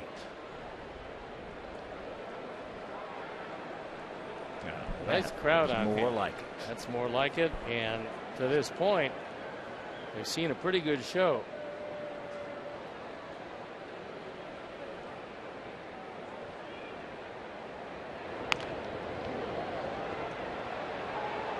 Underneath, that'll retire the side. We have completed 5 and we lead at 7-3.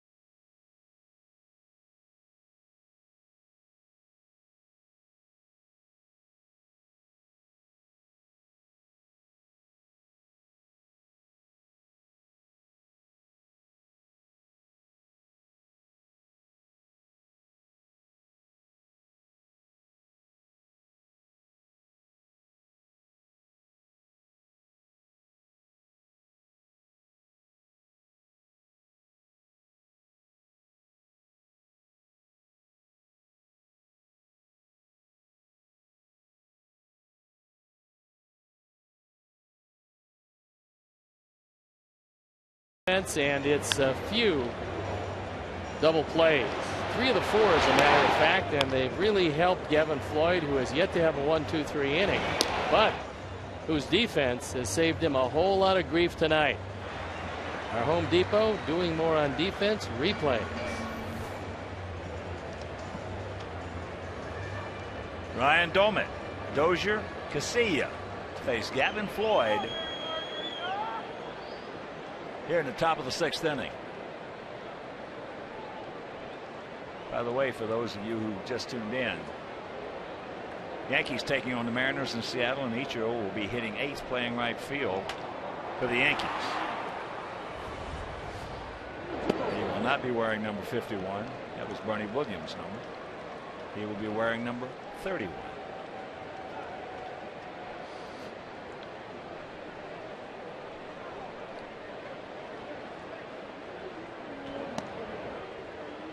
Oh, and 1. I'll check that. 1-1 to count.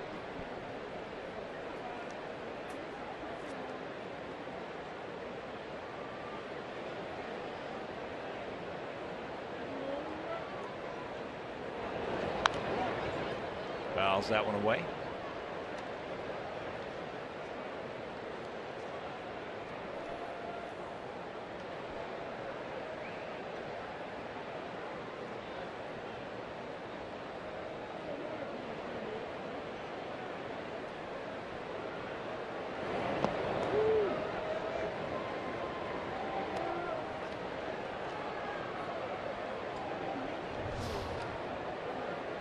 Gavin ready to deliver pitch number 83. Not bad when you consider that he's had 5 walks tonight.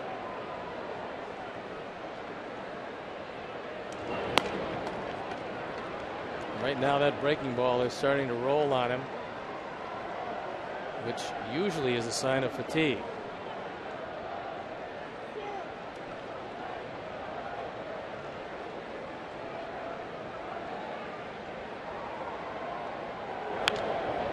Pops him up into right center field. 1 out. Got a break there as Domet swung at a pitch high and out of the zone. And Saturday, August 4th at 6:10, our Sox take on the Angels. First 20,000 adults aged 21 and over will receive a beer vendor bobblehead presented by Miller Lite. So for tickets, call 866-SOX-GAME or visit whitesox.com. Here's Dozier. He's 2 for 2. A single up the middle and then a beautiful bunt single. He also has scored a run.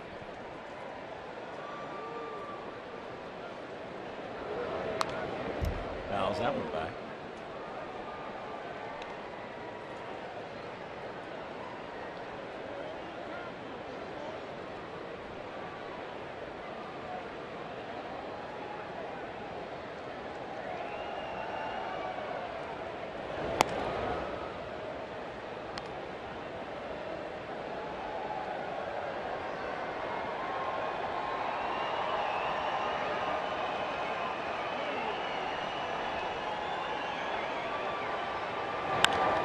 Hit hard, Uke. Right at the bottom now. Can't come up with it. Throws it away. It's going to be 2 errors on the same play, I believe. Yep.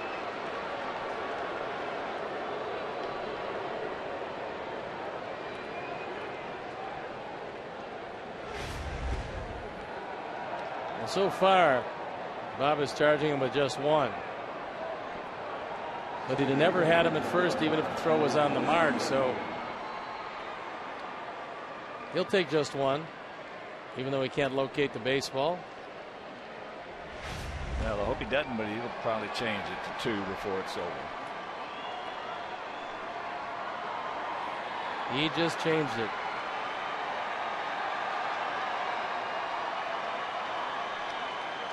So here is Casilla.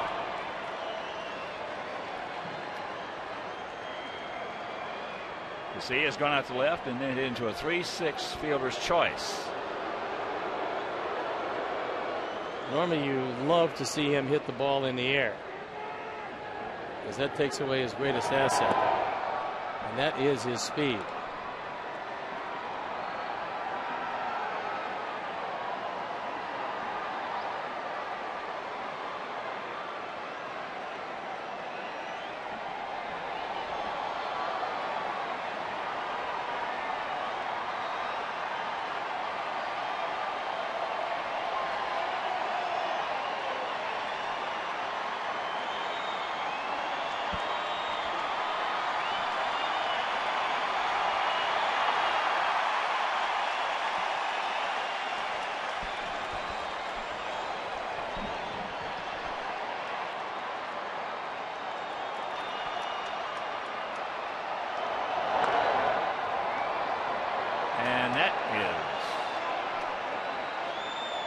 Chopped over the Twinkie dugout.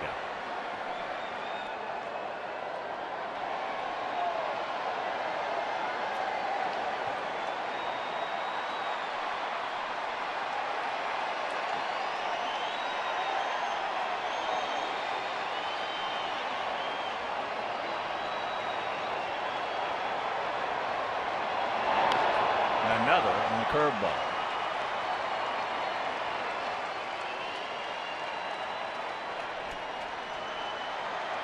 Cubs have just shut out the Pirates 2-0. Samardzija pitching well, 8 innings, 5 strikeouts. He's got a chance to be a good one. Well, he is number 2 in average velocity in the major leagues. Oh, he's got a chance. I'll tell you, he's got a chance to be a real good one. Alexia right over the top. 2 down. And it'll bring it Butero. Yeah, besides his physical talent, he's got what it takes inside. Yeah, pretty tough guy. You can't really do what he did at Notre Dame as a receiver without being a tough guy. No, he's got the cojones. There's no question about that. If you're going to be a real good pitcher in the big leagues, you're going to have some stones.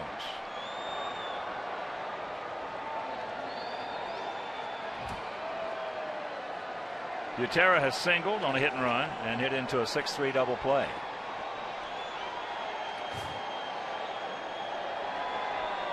Boy, it's been nice to see a lot of fannies and a lot of seats. And it's nice to hear the noise that 37,000 plus can generate. Almost 38,000.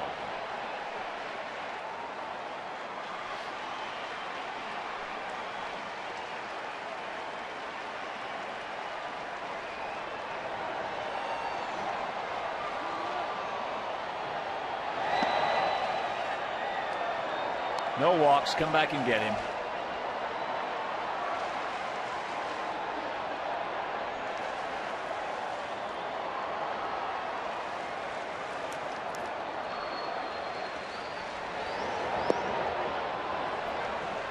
That's the 6th walk. And that'll bring up Carroll, who has walked and singled, and here comes Coop. He's coming to give the bullpen a chance to get loose. It's only a 4-run lead. They got runners at the corners. There are 2 outs. Gavin on a very warm night is in the upper 90s in pitches. Throwing 98. And Septimo loosening in the pen.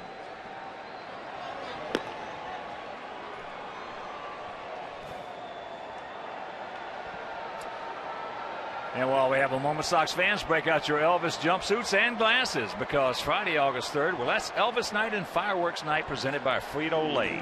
Purchase tickets by visiting whitesox.com or calling 866-SOX-GAME. That's Elvis Night, Friday, August 3rd,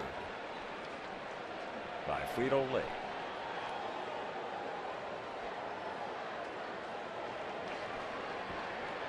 Six walks. The wildest Gavin has been, yet he still holds a 4-run lead. 2 out runners at the corners. And this little guy has been a pain in the derriere ever since he has played against us in whatever uniform he wore. Came in being a .325 hitter, so 1 for 1 tonight.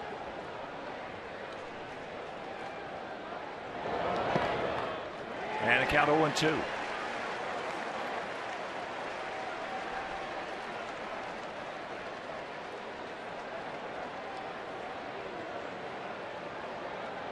Since the middle of May, with runners in scoring position, he's been especially good.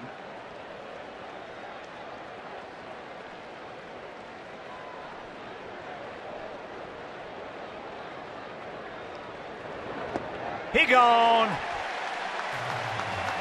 And that'll retire the side. We'll go to the bottom of the 6th. It is still 7-3. Good guy.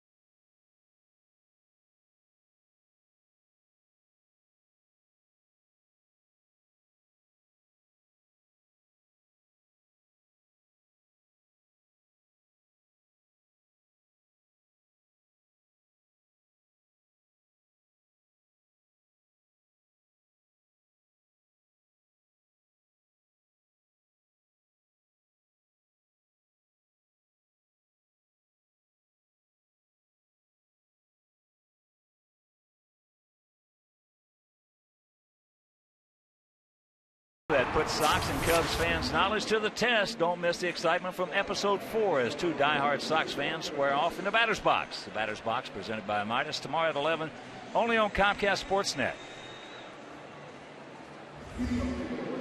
7 runs, 9 hits, 3 errors for our guys. 3 runs, 6 hits, no errors for their guys. Be nice to make it a little more comfortable if we can chip away at Brian Dunsing, because since he came in the 3rd inning, everything has stayed status quo. All 7 runs scored off Liriano in 2 2/3. And he's only given up 2 hits. He did not go. Alexei is 0 for 2, a ground out to short and a strikeout. There's a line so far on Dunsing. High in the center field. Can of corn for Denard. 1 out, and that'll bring up Beckham, who's 0 for 2 last time up. Took Revere up against the right field fence as he made the catch. Matt Thornton loosening in the pen. Things probably going to change a little bit with Brett Myers and his arrival on the team. They're going to slot some people in different places. Jesse Crane is back, which is good. Now you've got much more of veteran presence in that bullpen. For those of you who haven't seen a lot of Brett Myers, when you finally do see him, you'll notice one of the better curveballs in baseball, because he's got a dandy. That's foul back, and souvenir time.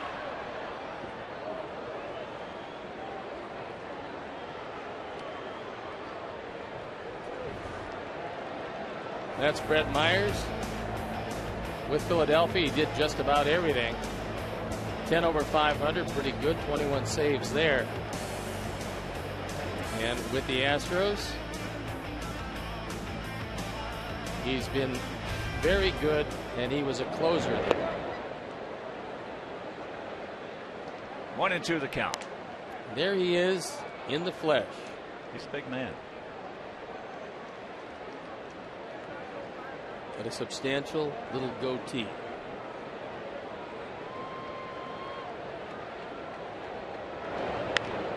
Watch out.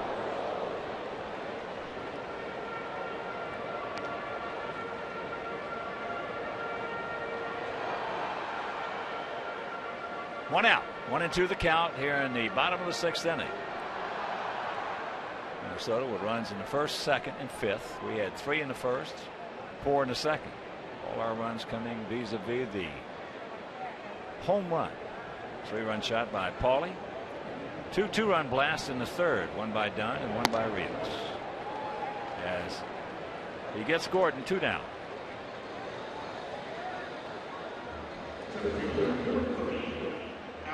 Second strikeout for Dunsing.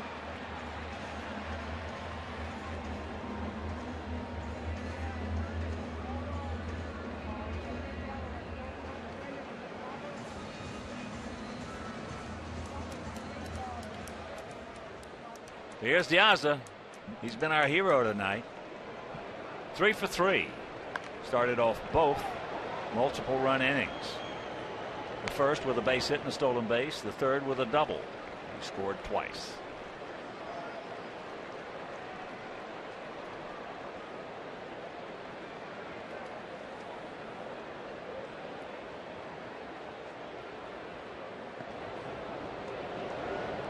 Oh, 2 the count.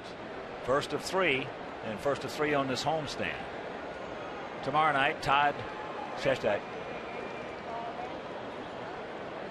Cole DeVries. Cole DeVries on the mound for Minnesota. Esposito's got to hurry. He does. He makes the play. And he'll be opposed by Jose Quintana. And that'll do it. We'll go to the 7th, leading by 4.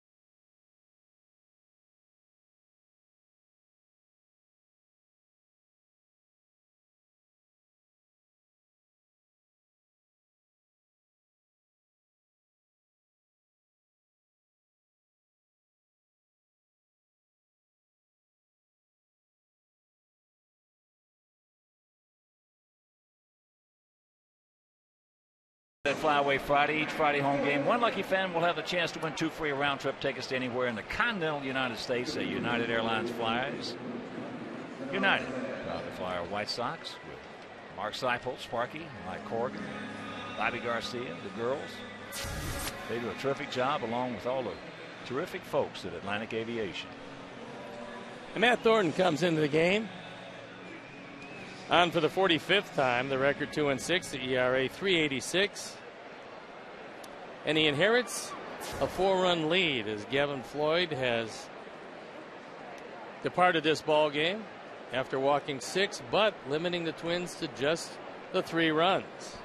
That's one thing we've seen from Gavin. He has, even when he has not had his good control or his good stuff, he has battled and battled his behind off.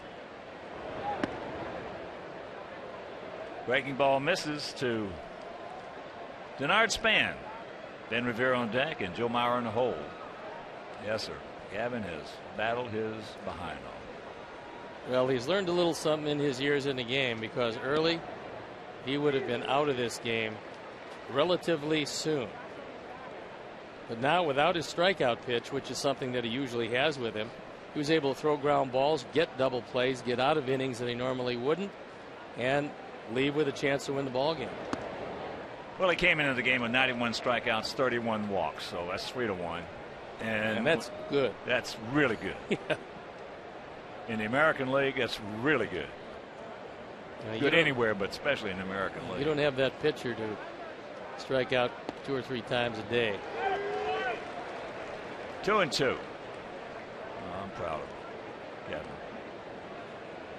He has really learned how to compete.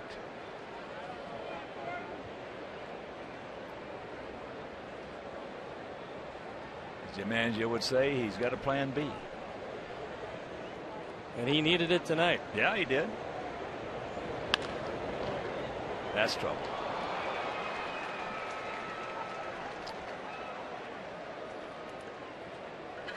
Good speed aboard. Well, the one thing about the Twins lefties, and that is that they hit lefties. This is the first pitch out away from Span. Everything else was inside. Took it by a tumbling Ramirez. And not a particularly good way to start the 7th. Well, you know one thing about Minnesota, regardless of who's in that lineup, they will not quit. We've watched them too many times over the years. They will not pack it in. And that's trouble. Well, once you get it by Paulie, there's no real way to coordinate the play with Gordon Beckham.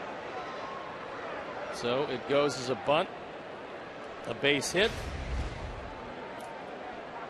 That's a 3rd bunt single for the Twins tonight. And some big problems in this one. Very quickly, Jesse Crain gets up. Perfect bunt.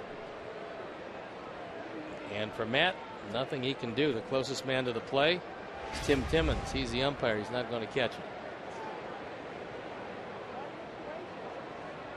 So here's Mauer. 2 walks and a single.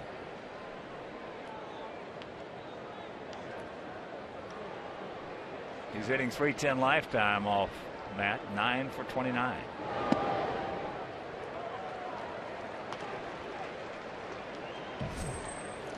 Jesse Crain loosening in the pen. And he's getting ready in a hurry.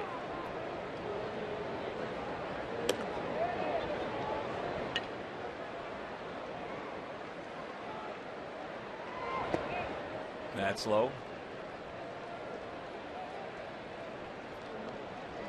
Maybe. The way Jesse was in earnest, they say, warming up in that bullpen. Even ready for Willingham. Doman, a switch hitter behind him, and then he got a cookie and couldn't do anything with it. Thank goodness. 1-2 the count. The perfect double play candidate. Nissan Pitch Tracks will show you a hanging slider. Wow. that I'm sure Mauer would like to have back, and Thornton breathing a sigh of relief.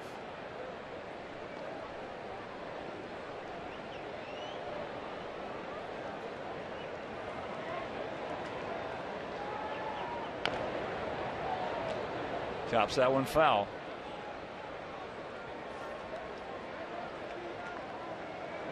Middle out this guy. It's not unlike Cabrera, only he certainly doesn't have the power. But the middle out this guy is absolutely devastating. Well, if you were going to stay consistently middle out, he would hit 400.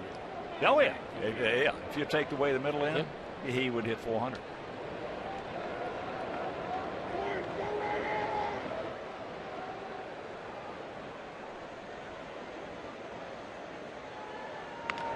And look at this. Rakimov, yes! 2 down. 19th double play grounded into by Mauer. And 5th of the night. Recorded by our boys in the infield. That ball stayed down on Gordon. He stayed right with it. And no way you're going to outrun the arm of Ramirez. Well, it's a big double play. Whew. Willingham 0 for 3. He's hit into 2 of the 5 double plays. Takes first pitch strike.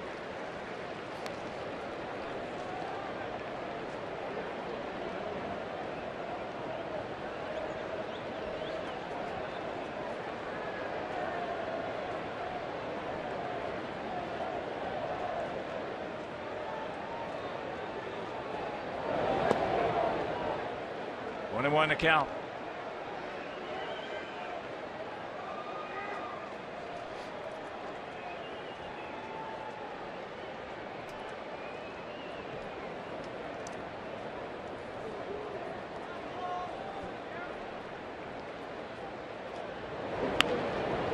Breaking ball, a little half swing, plenty of time, and he pitches out of it after getting the first 2 men aboard. 7th inning stretch, we lead it 7-3.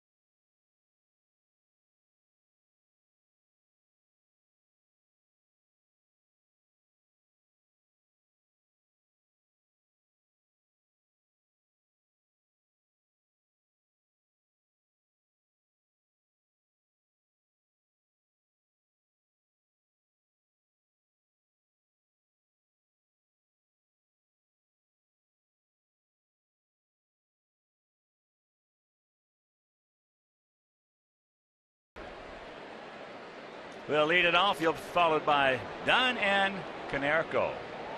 Yuko for 2, but he walked and scored back in the first inning. Takes strike 1. Just joining us, Francisco Liriano started. Liriano went 2 2/3, giving up all 7 runs. And there's a base hit. Good way to start.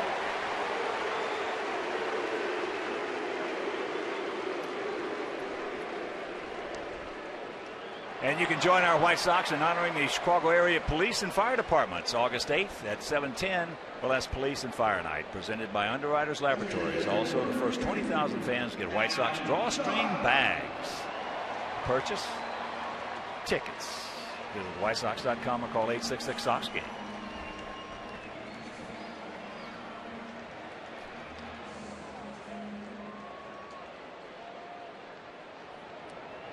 Here's Adam. He's 1 for 3. He's looped out to short, grounded to short. Then back in the third inning. As that's cued. It hits the bag, but they still got time to get him at first.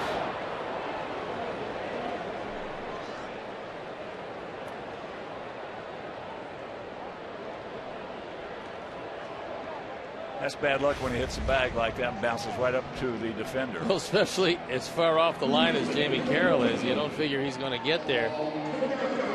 But he does. Makes the play easy. Normally, Adam gets a double on something that looks like that. Here's what Paulie did back in the first with Diaza and Yuka board.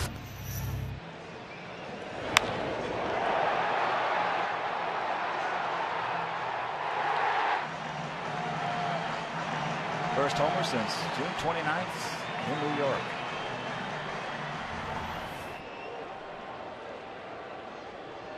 Pick him up, Paulie.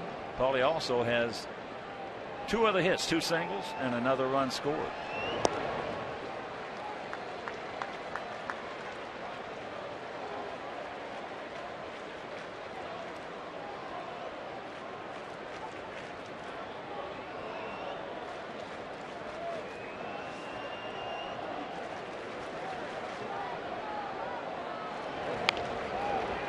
Fisted on the breaking ball. Carroll with a nice diving pickup. Knows he has time. 2 down.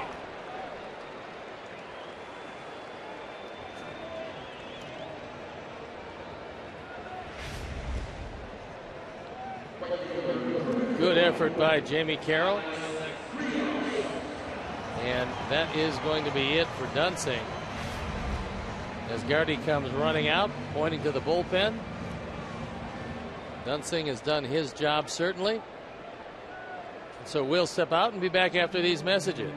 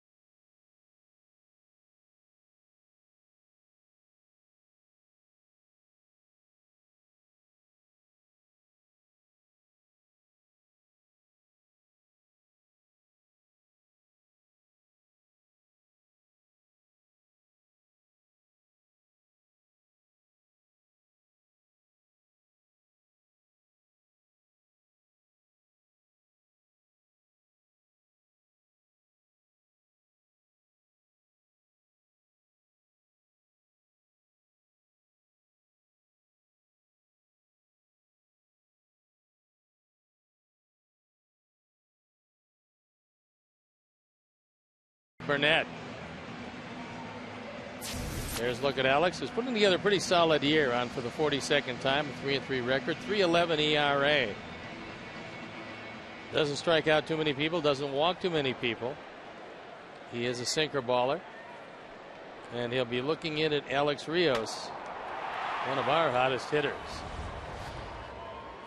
A bomb, a long home run. A 2-run blast in the third.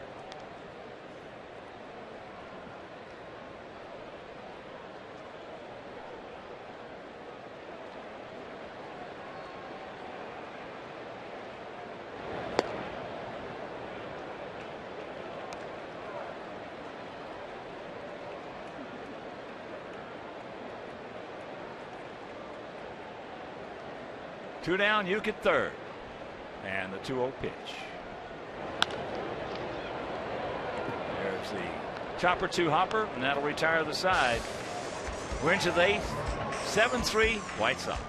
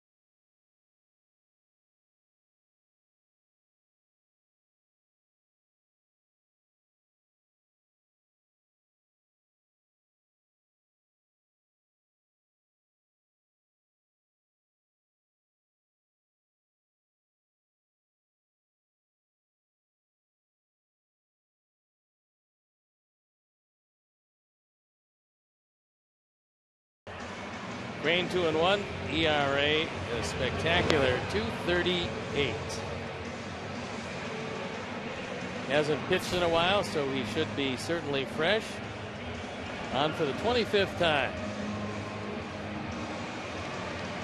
And for all the viewers who are watching Jeff's margin, the Cubs shut out Pittsburgh 2-0. Welcome.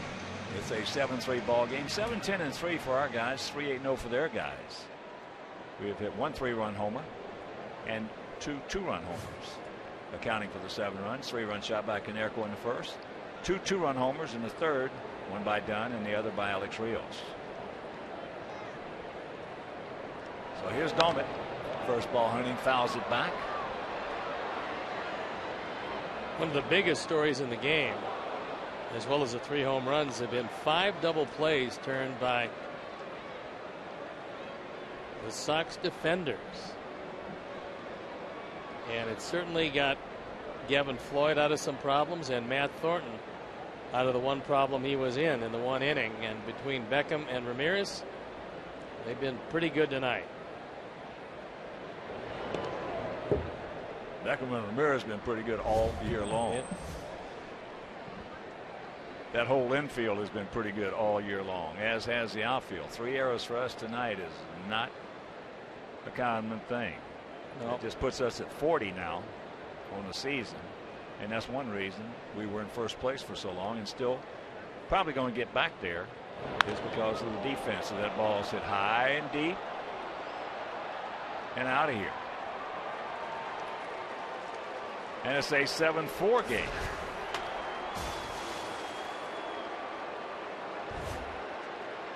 Remember Domet hitting him like that left-handed while a member of the Pittsburgh Pirates.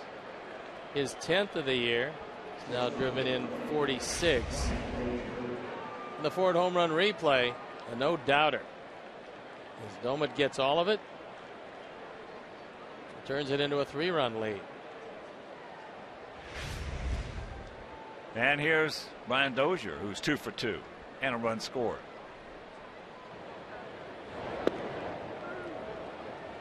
Takes that off-speed pitch for the strike.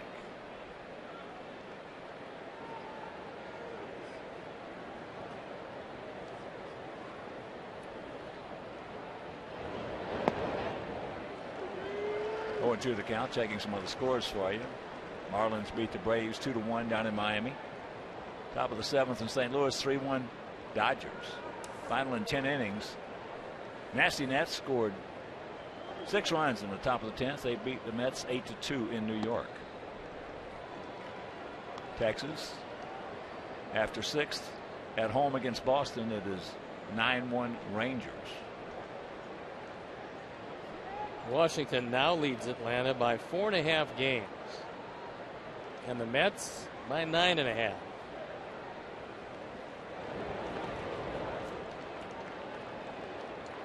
Milwaukee had a 6-3 lead in the bottom of the 9th. It is now tied at 6 in Philadelphia. There's Brett Myers.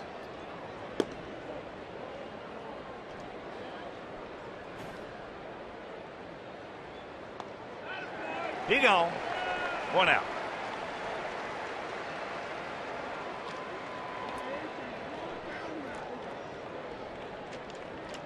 And you can follow our White Sox with the MLB.com @Bat12 app for your iPhone, iPad, Android, and Windows Mobile.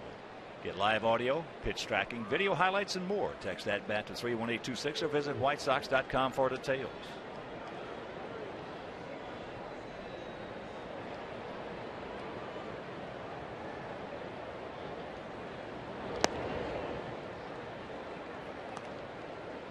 Casilla takes ball 1.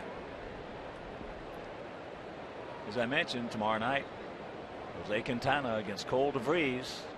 Then on Wednesday afternoon, Jake Peavy against Nick Blackburn. Making plans to be with us tomorrow night. And Wednesday afternoon, if you can't tomorrow night, that game will be over WCIU. And on Wednesday afternoon, it'll be over Comcast Sportsnet.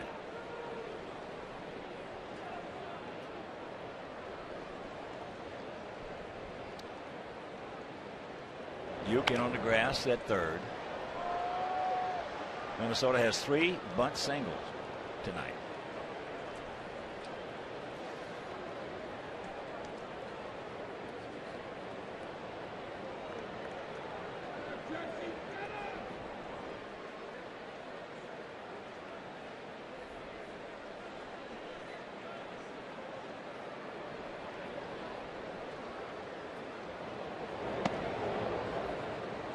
Two and two.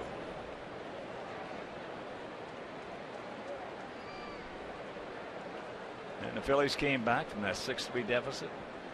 Going to the bottom of the 9th, they win it 7-6.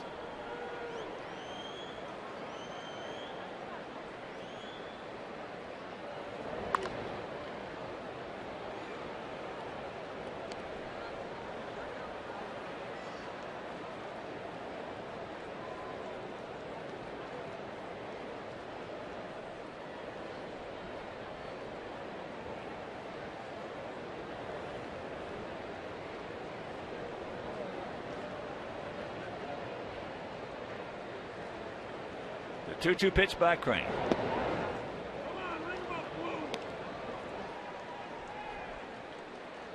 We don't need any walks.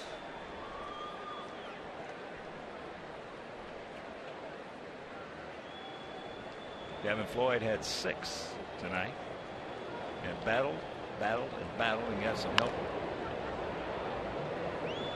by making a good pitch when he had to. He threw 4 double play balls, 1 in the 1st, 3rd, 4th, 5th innings, and then Matt Thornton threw a double play ball in the 7th. So the Sox with 5 twin killings.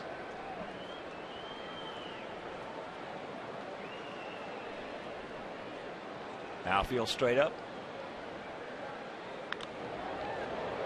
And that is hooked hard and foul.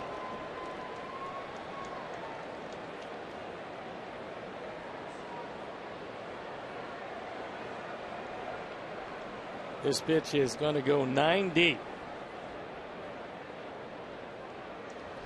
So Casilla battling, as is Crane.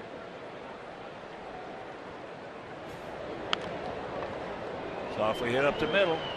Cannot make it, so it'll be another infield hit for Minnesota. What knew? Well, Lexi knew that with the speed of Casilla, especially from the left side, it was a do or die play. Bare hand pick up and throw, or you're not going to get him. Yeah, if that ball touches his glove, he's safe. Well, he's on the first base side of second, and so now Parmalee comes out to pinch hit for Butera. Parmalee hitting .206, a couple of homers, 6 RBIs on the season.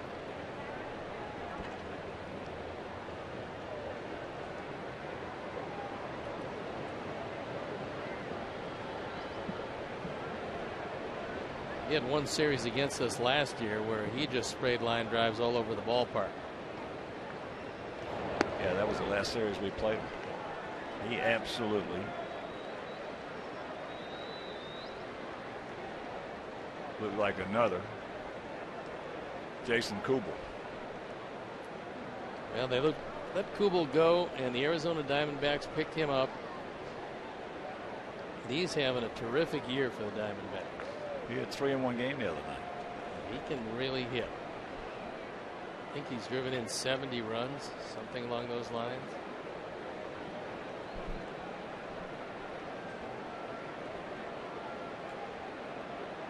Want to know the count.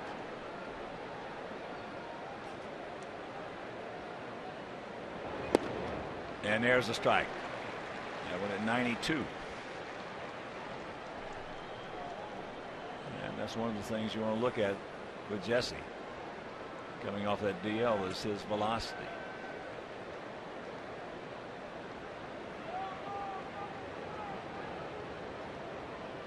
There he goes. Close, didn't get it. You see it now, 11 for 12 and stolen bases. This play a whole lot closer than it looked. With that throw on the third base side of second, not too many outs on that side of the bag. Lexley has to go too far. Casilla, great acceleration, terrific base stealer.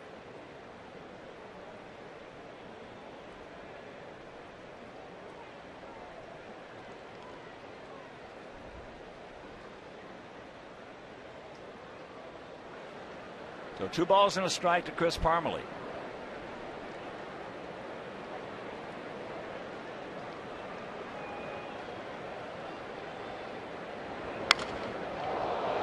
That's popped up. Gordon's got him. 2 down. Head of the bat went out to second base as Gordon was retreating into the outfield. So Jesse got in there awfully deep. Now it looks like we're going to get our first look at Brett Myers. So we had Floyd, Thornton for 1, Jesse Crain for 2/3. Myers comes in for his White Sox debut, and we'll be back.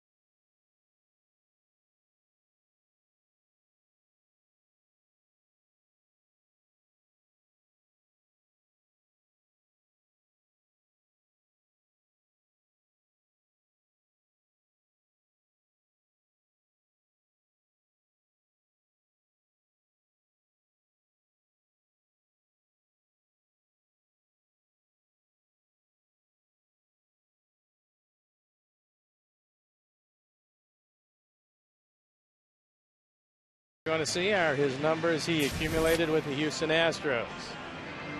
There's 0-4, but as a closer, 19 of 21. That's the numbers you always look at. 3.52 ERA.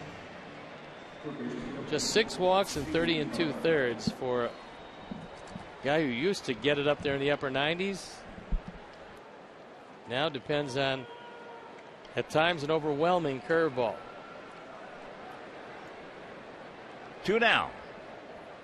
Casilla at second.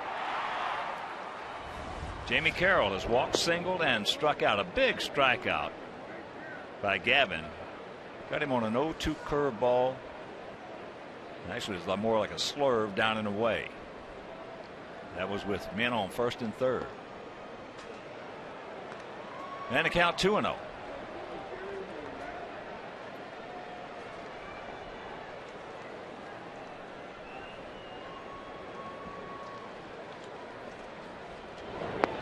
There's the strike. Brett, I mentioned big man, 6'4", 240. 31 years old, out of Jacksonville,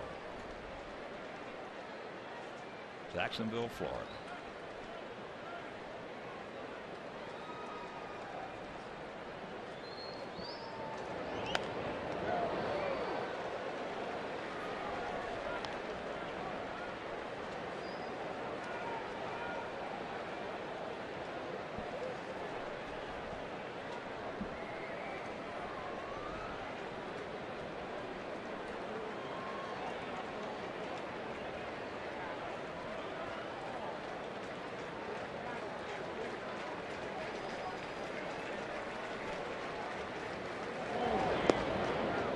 And a full count with Denard Span on deck.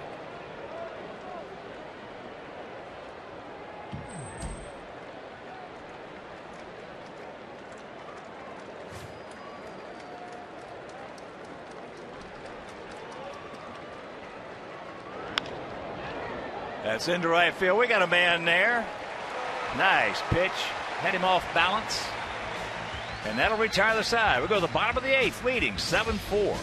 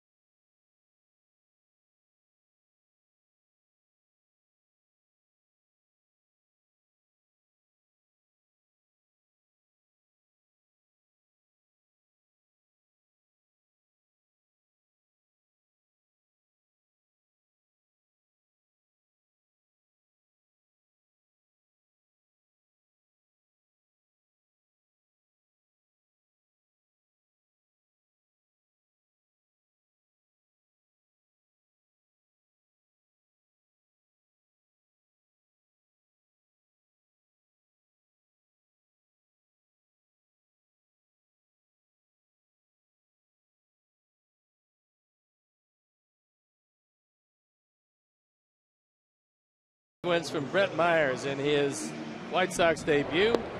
Curveball misses. That one close, but no cigar. The good fastball on the outside corner. Another fastball fouled away. One more breaking ball misses before that fastball in a perfect spot low and away ends the inning. So the 3-run lead intact. And we're looking for some more. Parmalee stays in the game at first base, and Joe Mauer then shifts behind the plate. And here's AJ. He's 1 for 2, a double. First at bat went out deep to right. Then doubled. One hopped the fence in right center. Then he was hit by a pitch. And that is hit hard, but foul.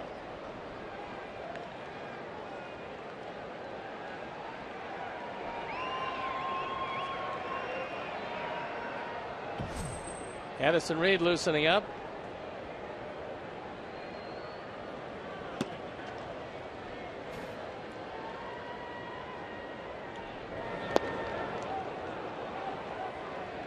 One out.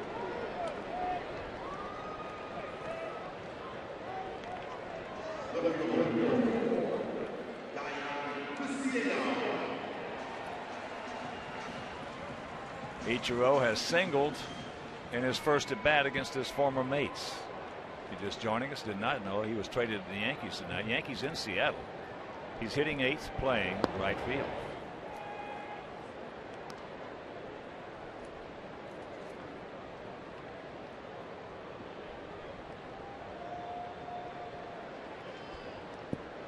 Tank gets jammed. Actually jammed himself right there. So 2 out for the Twins in their half of the top half of the ninth inning. It'll be the top of the order. Span, Revere, Mauer.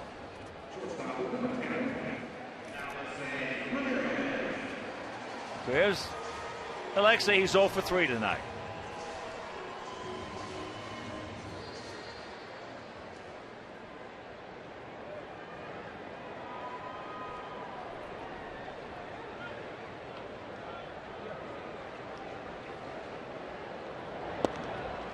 Takes low ball 1.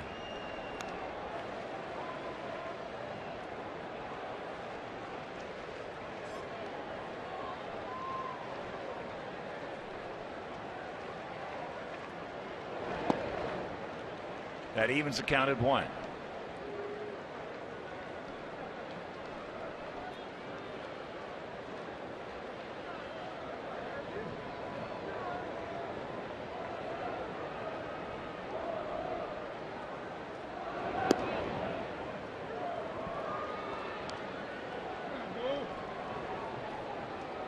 Lexi doesn't like the pitch, but the pitch is right down the middle. Yeah, it was almost down the middle there. 1-2 the count. Come on, Alexei. Breaking ball, no. Gordon on deck. First of a brief 3-game homestand. You're just joining us, 37,788 in the house tonight.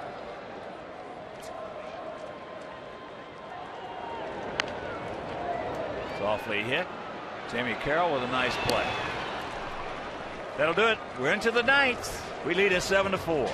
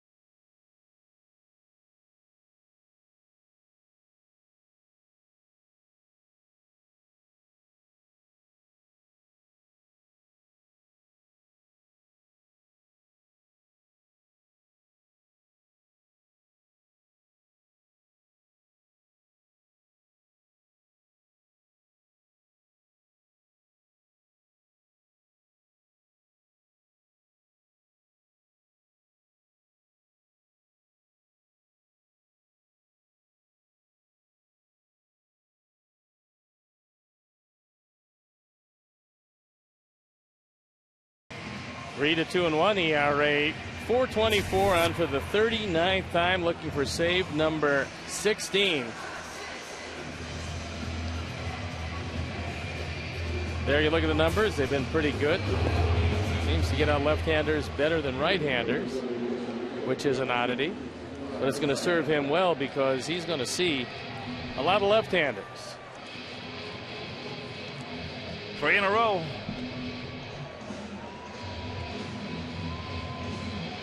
Span, Revere, and Mauer. Denard 2 for 4. What new? He always seems to be 2 for 4, 3 for 5 against us. He also has scored a run.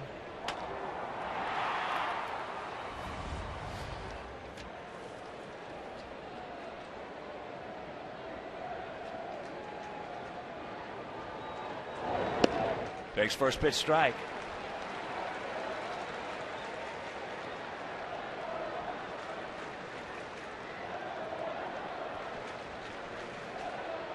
Seven, 10, and 3 for us. 4, 10, and 0 for them. We had a 3-run homer in the first and 2 2-run homers in the third. And there is another 3 for 5 night. But Denard Span against us.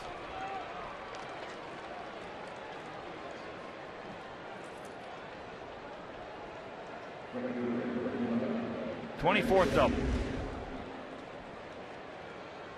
He just reaches down and gets this one out of the zone. Nissan pitch tracks will show you that it was not a strike, but it really doesn't matter as it winds up in a corner.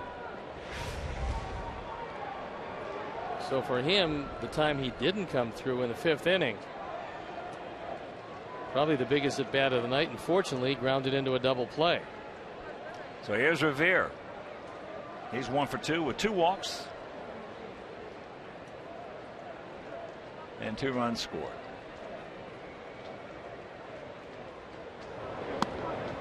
Takes that high and wide. That one at 94.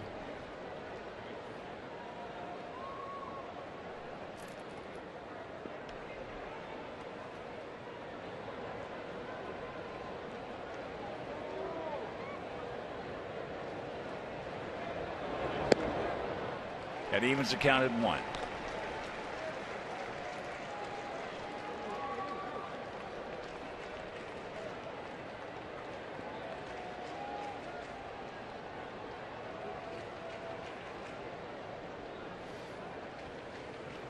Yukin on the grass. Paulie a little behind the bag. And the count 2-1.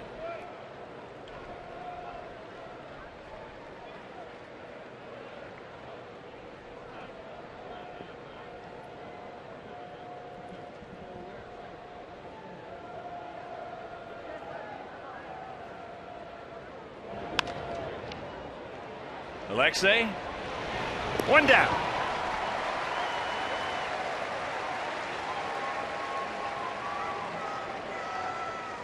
So that'll bring up Mauer. Well, Revere a little unhappy because he hit that ball right on the nose, but Alexei cruising up the middle. When he gets his hands on it, you're out.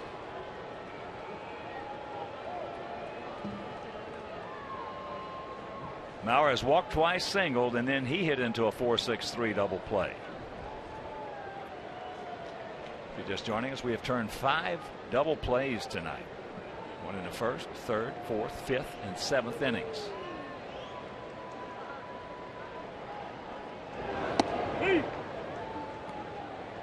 That one in 95. Up high, 1-0.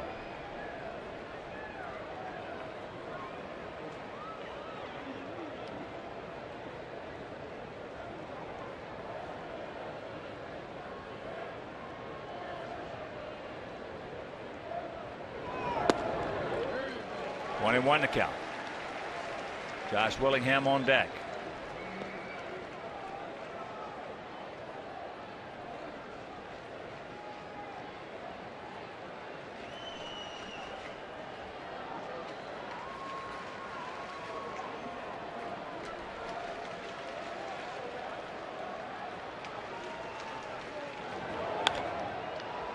Yes, Alexei, a beautifully timed leap to rob Mauer of a base hit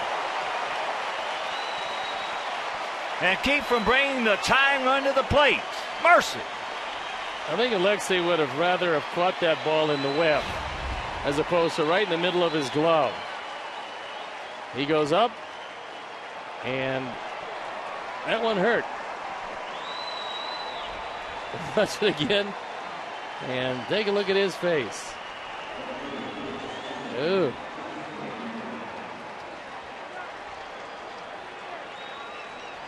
He didn't have a whole bunch of meat on them hands either.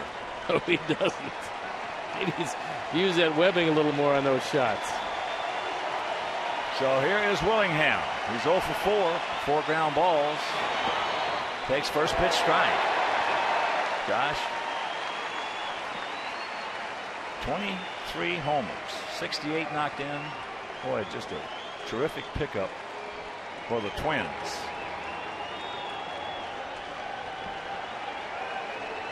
A lot of people figure he's going to be going elsewhere also. Well, there are a lot of teams that can use him as there is strike 2, 0-2 with 2 down here in the top of the 9th inning. First of 3 and first of 3 of this brief homestand. Not a whole lot of available big run producing right-handers on the market. Very scarce commodity.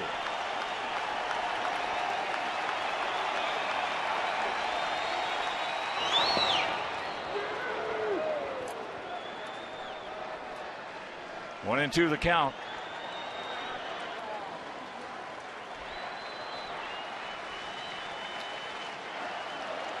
Ryan Dalmit on deck. He homered last inning.